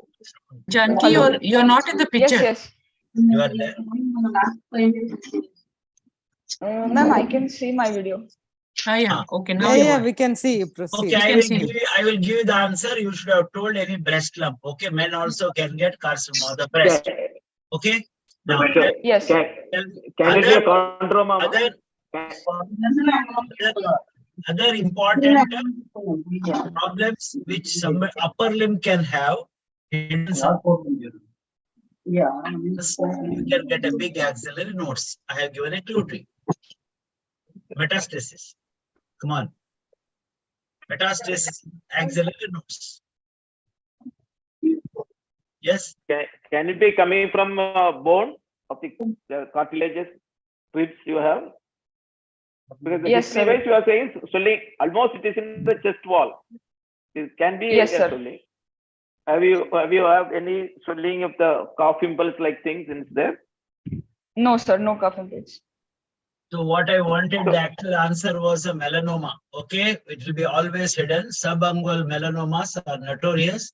Okay, you will just have some kind of a paranoid like thing, people will tell. Of course, this is not the age. Normally, women are more vulnerable and 30, 40, 30 years. So notoriously, it can present. So in other words, Somebody is. Yeah, this is going on no, for long.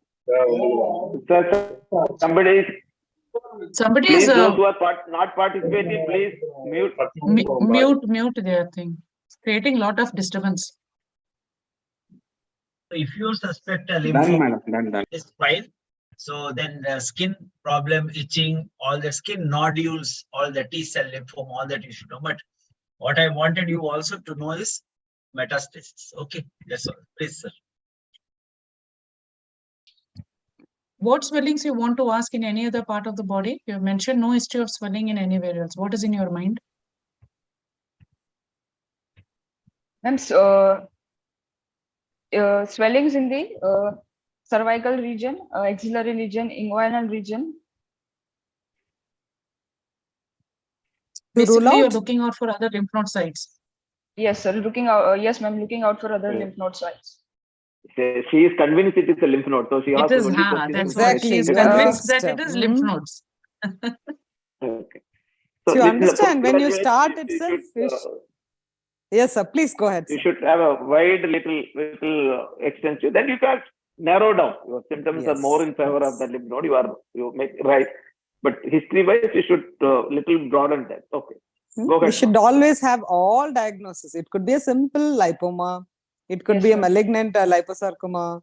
No, we can start. There can be any number of diagnoses from all the anatomical organs in that region. You should look for and pathology from that. That is how we should go ahead. You should not get fixed with lymph node, right? Okay. Yeah, proceed, please. Go Examination. Examination. Examination. One more question. Just you said he had a treatment for tuberculosis, AKT. Pulmonary tuberculosis. Yes, sir.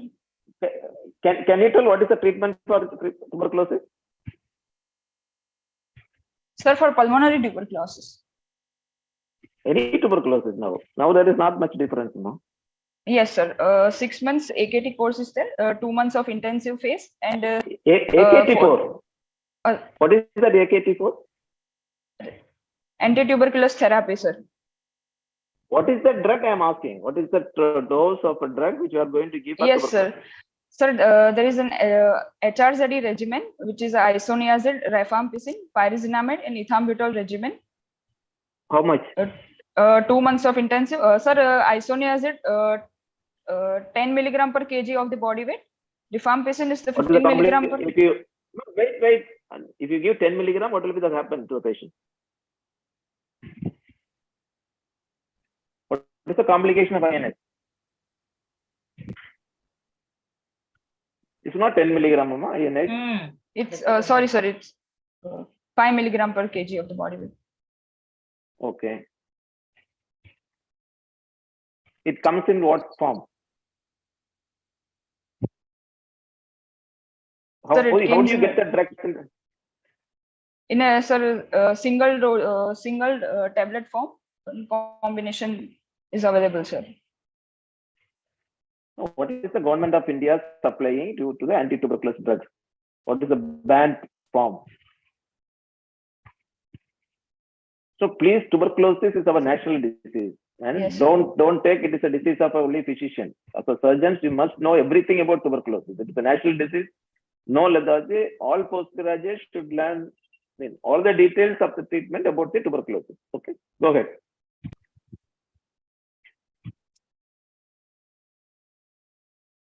I've examined yes, I've examined my patient after taking the consent. Patient is of average build and moderately nourished. The BMI of the patient is 24.2 kg per meter square. Temperature normal. Pulse 66 per minute. blood pressure 138/74 millimeter of mercury, respiratory rate of 18 per minute. There is a large right axillary swelling noticeable, and another 2 centimeter size lymph node in right inguinal region, which I will describe in further examination. There are also few well-defined plaques with erythematous to hyperpigmented elevated borders present over the right lateral chest wall and back of the patient. There is no pallor, icterus, edema, clubbing, or cyanosis present.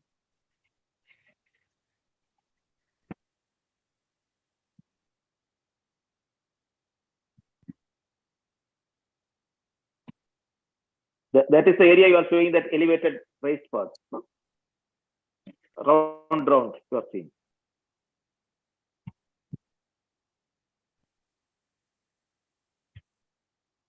Oh, he has 6 packs, is it?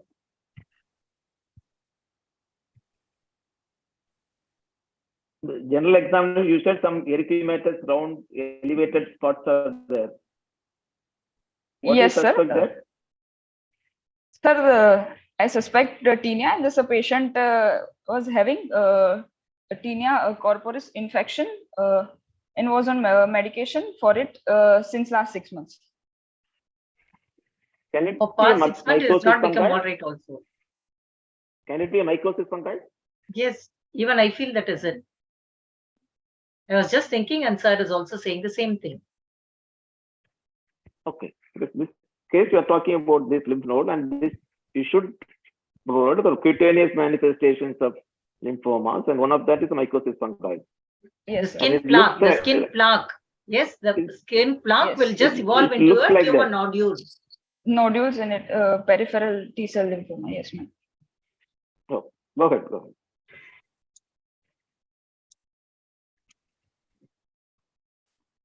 Local examination on inspection, there is a single large, approximately 15/10 centimeter, well-defined multilobulated swelling in right axilla with normal skin over the swelling, except area of hyperpigmentation over the central part. There are visible veins over the swelling, no visible cuff impulse or pulsations seen over the swelling, no ulcerations, scars, sinuses seen over it, and the mammary region, including the nipple areola complex, seems to be normal. On palpation of right axilla, a large lymph nodal mass is palpable.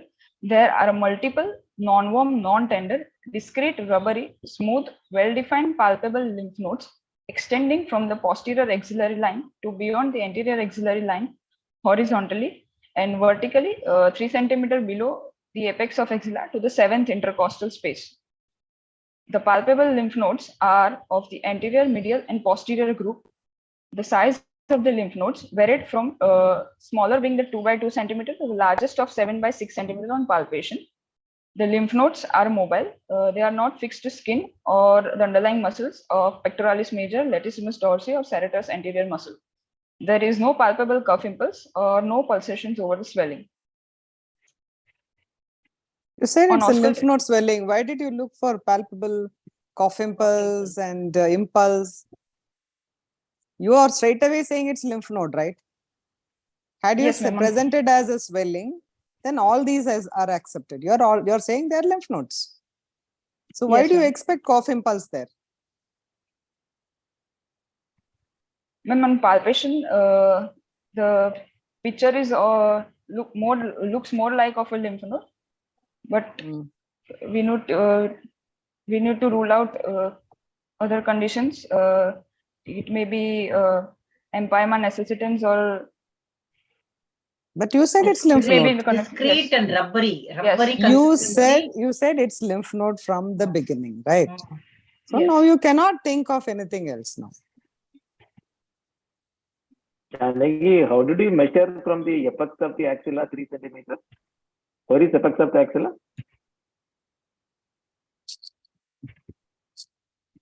What do you mean by apex of the axilla? Sir, where the lateral chest wall and the apex of the axilla, what is that? Is thoracic inlet around. What is the boundary, and how do you measure? How can reach there and measure the 3 centimeter below the apex of the axilla? Are we able to palpate the apical group of lymph nodes in the axilla? Do we palpate? Sir, ma'am, in this case, they are not palpable. No. Even otherwise. Do we at any time palpate the apex of when apical group of lymph nodes? Yes, ma'am. If we Yes, are sir. examining the breast, Remember, the apex is the first rib, clavicle, and superior part of the scapula. So that is the boundary. It is out of the lateral surface of the first rib, posterior part of the clavicle, and the superior part of the scapula. So from there, you cannot measure it. What is the shape of the axilla? pyramidal. So that tip, if you are able to reach and measure only, you should put that there. There is no need to put all those that 2 centimeters from there, 3 centimeters from below. You already said it is in the axillary region. That is enough. Don't commit to yourself for which you are not done. And again, you said lymph test nodes which you are not. already. And Yes. again, sir, you have already mentioned as lymph nodes, you cannot say anything else. You understand that. So don't give off your diagnosis in the beginning itself. Present them as a swelling and then come to a conclusion whether it's lymph node or non-lymph node mass. Moment you say lymph node, they're all in a particular anatomical position. We have anterior, posterior, central, and apical. So it goes, you don't have to explain from where to where. So again, I'm reiterating, don't present as straight away as lymph node. What is the relationship of this to pectoralis major? How do you assess the fixity to the pectoralis major here? Sorry, sir. Relationship of lymph nodes. You have said it is not no fixity to the skin or pectoralis major. Yes, sir. How do you check for the pectoralis major fixity in this swelling? Sir, by asking the patient to sit, or then putting both arms on the waist and contracting both arms by giving the pressure on both sides of the waist. Sir, the pectoralis major muscle will become prominent and contracted. The swelling is posterior to the pectoralis major. No? Yes. So, but Janki, why are you even mentioning the lymph nodes in relation to pectoralis major? Is it coming onto the chest so much, or it's only the lateral border of the major it is infiltrating? No. She has said somewhere that it is coming onto the chest wall, right? Achha, okay. Yes, okay. sir. Yes, ma'am. It's coming onto the chest wall. Yes. It is extending beyond the anterior axillary line. Okay. Go. On auscultation, no bruit heard over the swelling. No bruit over the swelling. So, in which bruit you heard? Where do you on get a the lymph node mass? Bruit you hear where? Due to what you are expecting a bruit? What is the reason for bruit anywhere for that matter? That's what sir is asking. Yes. Suppose it is axillary artery is blocked. Where do you get the bruit? Sir, I'm suspecting is a lymph nodal mass. If there is a increased vascularity in the mass, then bruit can be heard. No, you can't hear a bruit. A vascular lymph nodal mass. You hear a It's bruit not when you say for this bruit. mass. Can you tell one condition? Thyrotoxicosis. Huh? You are expecting a lateral aberrant thyroid. What is the pathogenesis of a bruit? How does a bruit heard and why it is heard?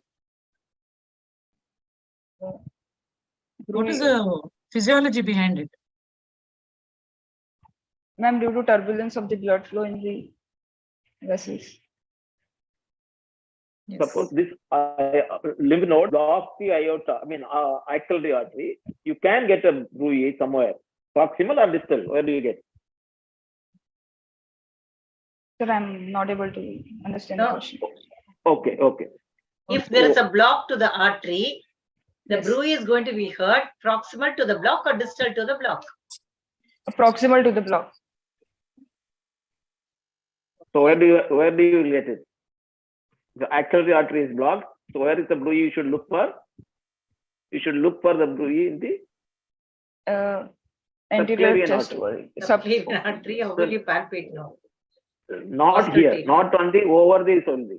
You will not look for a bruit over the swelling. Okay. Also, Yeah, go to the previous slide. Go to the previous slide. Lymph nodal mass is palpable. You said no. Lobulated. You said inspection. No. Go to inspection slide. Yeah. Yes. Well-defined multilobulated. What is that multilobulated? But somewhere else he said it's a discrete swelling. Ma'am, on inspection, the swelling has multilobular surface. It appears nodular or like lobulated?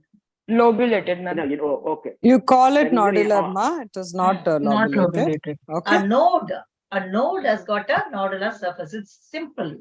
Nodules in the thyroid. Nodular. Okay. So a lymph nodal mass will be nodular, not lobulated. Okay. Yes. Carry on. There is a matching is there now. Then multiple nodules are joined together, and it's all each nodule is separate, discrete. Discrete, she has said. Sorry, they are discrete. Discrete nodes. Okay.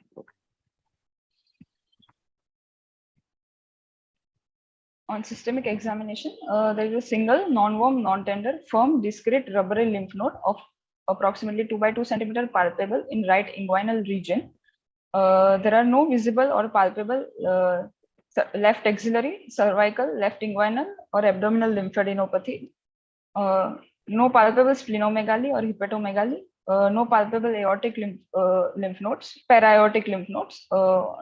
Respiratory system examination, that bilateral air entry is equal with vesicular sounds on auscultation and resonant note on percussion on both sides. The cardiovascular system, central nervous system, and spine examination seems to be normal. External genitalia and all hernial orifices are normal. On pararectal examination, no mass or bulge palpable. Prostate is not enlarged. Janki, with one question. Such a huge lymph node mass you have appreciated in the axilla.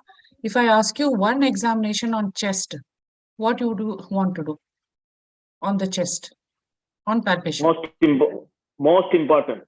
Very important, and which you have missed and not mentioned only.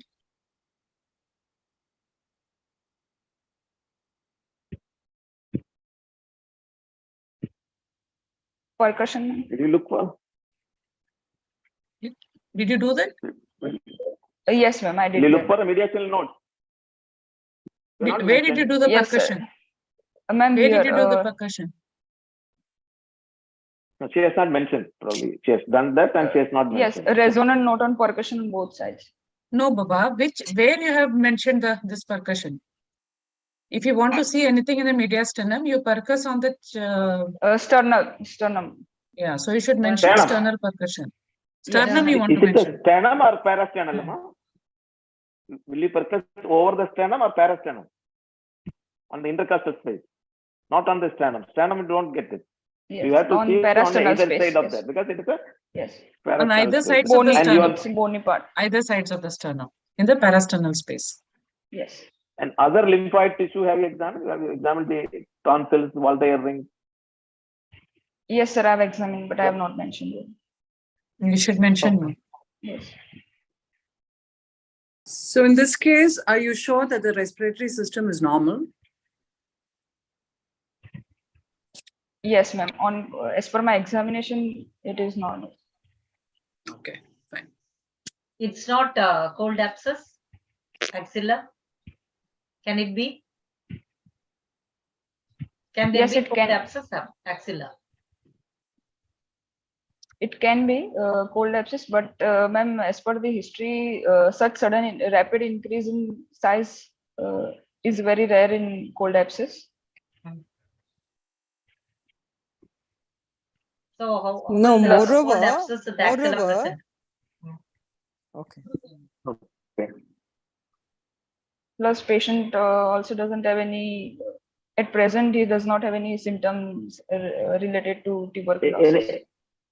There's short duration, sudden growth, anything else you think?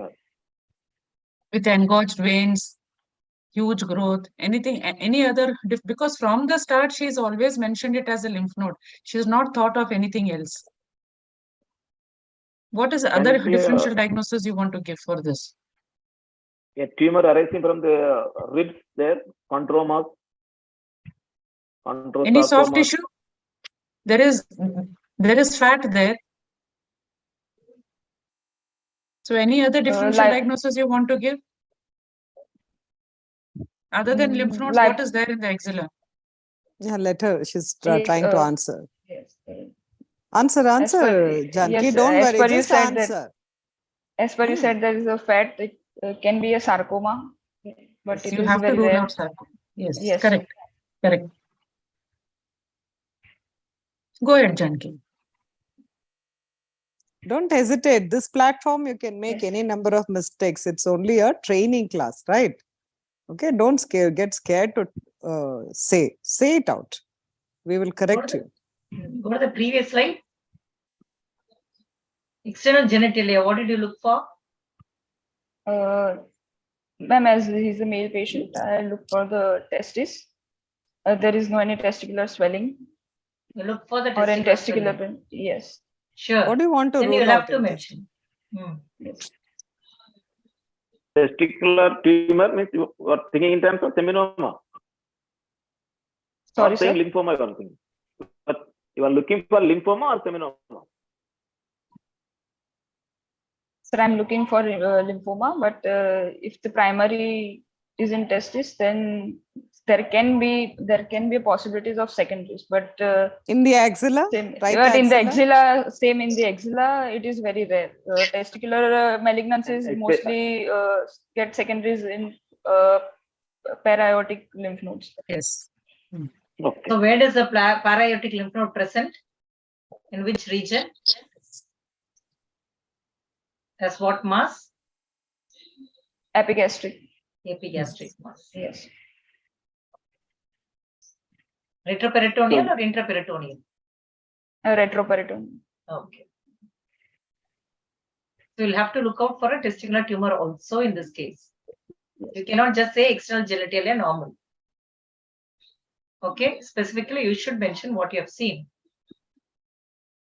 Okay.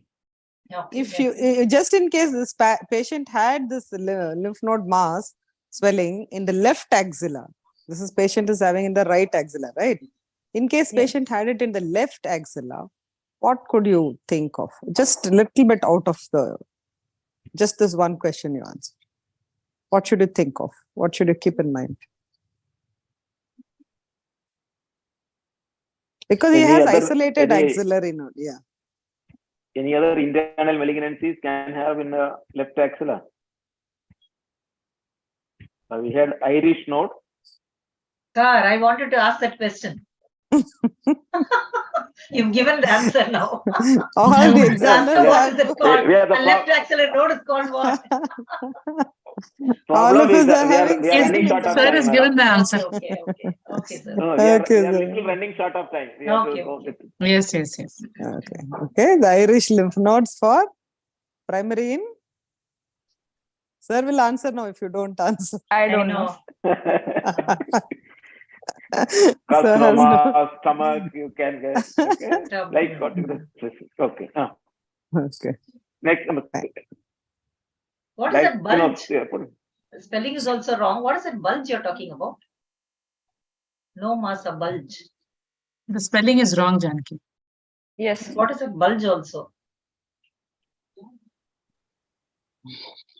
Janaki is gone. Janaki, you need to no, ma'am, I'm here. Yes. Yes. Yes, sir. What is the bulge you want to palpate? Madam is asking. Prostatic bulge. Prostatic bulge. You are not enlarged.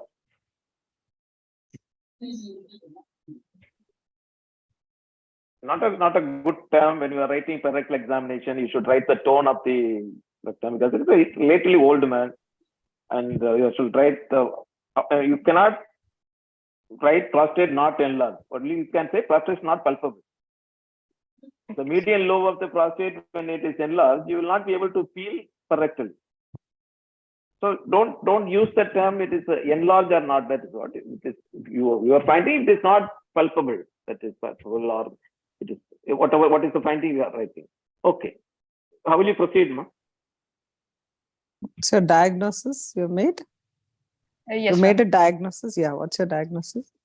So 60-year-old patient with complaint 72, of no? sorry, 72-year-old. yes, my mistakes.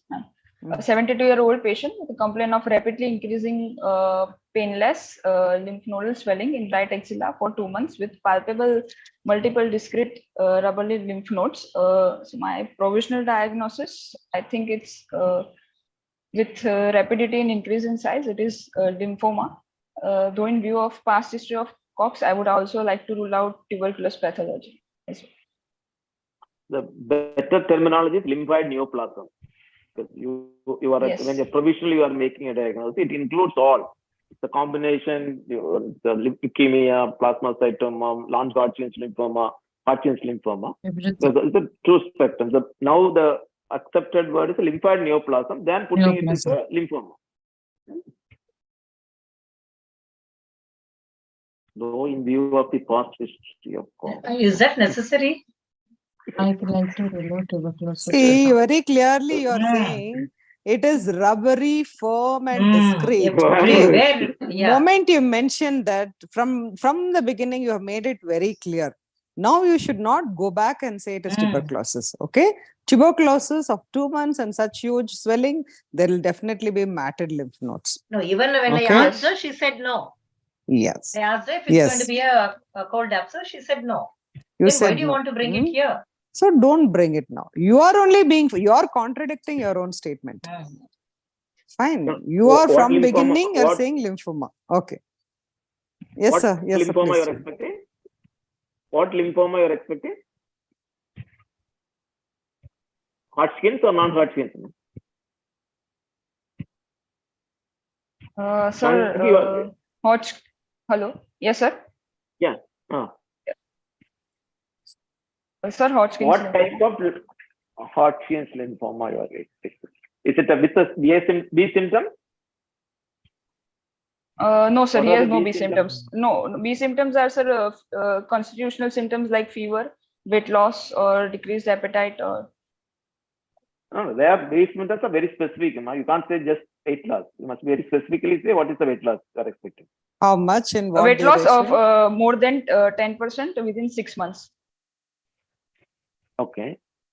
Sweating? No, sir, he has not. No. What is the stage you will put there? Sir, I would like to put stage 3 as per the Ann Arbor staging because there is a lymph node mass palpable in right axilla, and there is also single lymph node palpable in the right inguinal region. So there are 2 mass palpable. There is one above the diaphragm, below the diaphragm. So I would like to keep stage 3 ready. So is there any extranodal site? No, sir, no extranodal site involvement. For Hodgkin's lymphoma, what are the extranodal sites? Sir, liver followed by spleen. Spleen is extranodal. Is it extra lymphatic site? No, sir, it is not it is a part of the reticular endothelial system, but it is the extranodal. When you will put E symptom, not E, when in a stage, will you suppose that the spleen is there? Will you put it in the E, or it will be part of the lymph node, or the diaphragm structure it will come? It will be E, sir. E, extranodal sites. If the spleen and liver are involved. Hodgkin's lymphoma, if the spleen is involved, it is not E. It is always a part of the lymph nodal system. But in a non-Hodgkin's lymphoma, if the spleen is involved, you can make it as an E. It will not, but Hodgkin's lymphoma, it will not come to the E. So, what type of Hodgkin's lymphoma you are expecting here? Is a 72 years old man. Yes. What is the commonest type? Sir, commonest type is nodular sclerosis, but in India, the commonest type is mixed cellularity. You're sure of what you're saying? No. Of Hodgkin's. In India also, it is a nodular sclerosis is a common issue, no? Myxocellularity is not the common issue. Okay, sir. Okay. So I will proceed. Sir, I would like to go for a complete peripheral blood count and peripheral blood smear examination first, as is the routine. Sir, hemoglobin of the. What? So you are done. Any tumor markers you will do? Yes, sir. Markers, it's CD20 or CD20. CD30. Sorry, sir. CD15 and CD30 immunophenotyping, sir. We can go for. No, for the tumor load. What is the tumor marker you will do for a lymphoma? For the tumor load, tumor aggressiveness, tumor progression. The tumor load, you always do M2 macroglobulin. For aggressiveness or the tentation, you can still do the CA125, the same over you are doing here. And for the progressive disease, LDH activated. So these are three tests. LDH and all that also done for a routinely you are doing. What is the role of CD20? Can Hodgkin's lymphoma have CD20 positive? No, sir. What are the two types of Hodgkin's lymphoma? Classical type and? Sir, lymphocytic predominant. Sorry, sir. Nodular lymphocytic predominant. So nodular lymphocytic predominant, though it is only a 5%, that can have a CD20 positive, but rest of the whole 95%, which is a classical, will not have. So what is the typical cell you will get? Reed-Steinberg cell, sir. Can you explain the cell? Yes, sir, it is a cell with a bilobulated nucleus with multiple hyperchromatic nucleoli within it. But what is the giving special an feature of the nucleus? owl-eye appearance. Owl-eye appearance. What is the cell you have get in that nodular type? Nodular lymphocytic predominant type. Lequinotype of cell. If nodular sclerosis. No, not nodular sclerosis. Not. I'm asking for the classical type. Nodular lymphocytic predominant type. Yes, sir. In that popcorn type of cells, sir. Popcorn type. Okay. Yes. We'll wind up, sir. Everybody's eyes are drooping. I can see it. Starry sky. Where do you get starry sky? Starry sky, ma'am. It is a picture of Burkitt's lymphoma. Okay, did you palpate for the epitrochlear nodes? You never mentioned anything about epitrochlear nodes. Yes, ma'am. I have palpated epitrochlear lymph nodes. Palpated, but you have not mentioned. That is what you keep saying. Popliteal nodes also are not palpable. So how you are going to manage them? What is the treatment you are going to do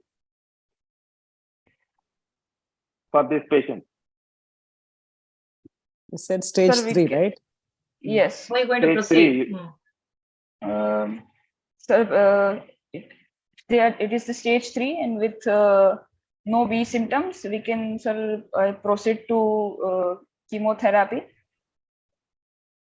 for Hodgkin's lymphoma. It's the ABVD regimen. What is that? How will you confirm all this? You don't even know if it is a lymphoma. Yes. We can go for excision and biopsy. Excision biopsy? The whole mass. No, ma'am. As the lymph nodes are discrete, we can go for a biopsy of single lymph node. Okay, along with the capsule of the node. Okay. Treatment you continue, Jan. What is ABVD? Sir, it is in chemotherapy for combination drug regimen with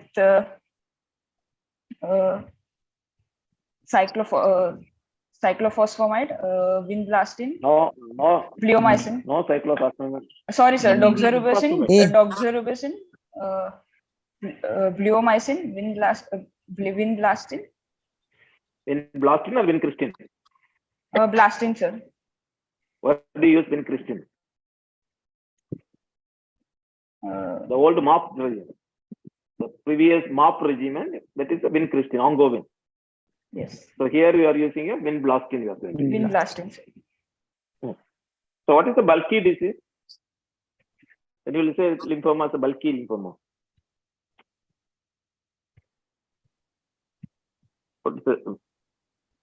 What is chemoradiation?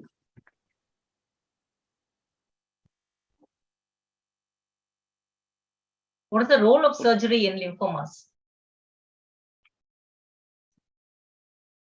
Okay, all these questions sir, you I- read up, Janki. Yeah, No, you yes, read up. ma'am. Make a note of all these questions and please read it up, okay? Finally, Yes, ma'am. Janaki, it is a T cell or B cell lymphoma? B cell, sir. Can you tell the difference between T cell and B cell? Sir, B cell gives the B cell provides the humoral immunity in the body.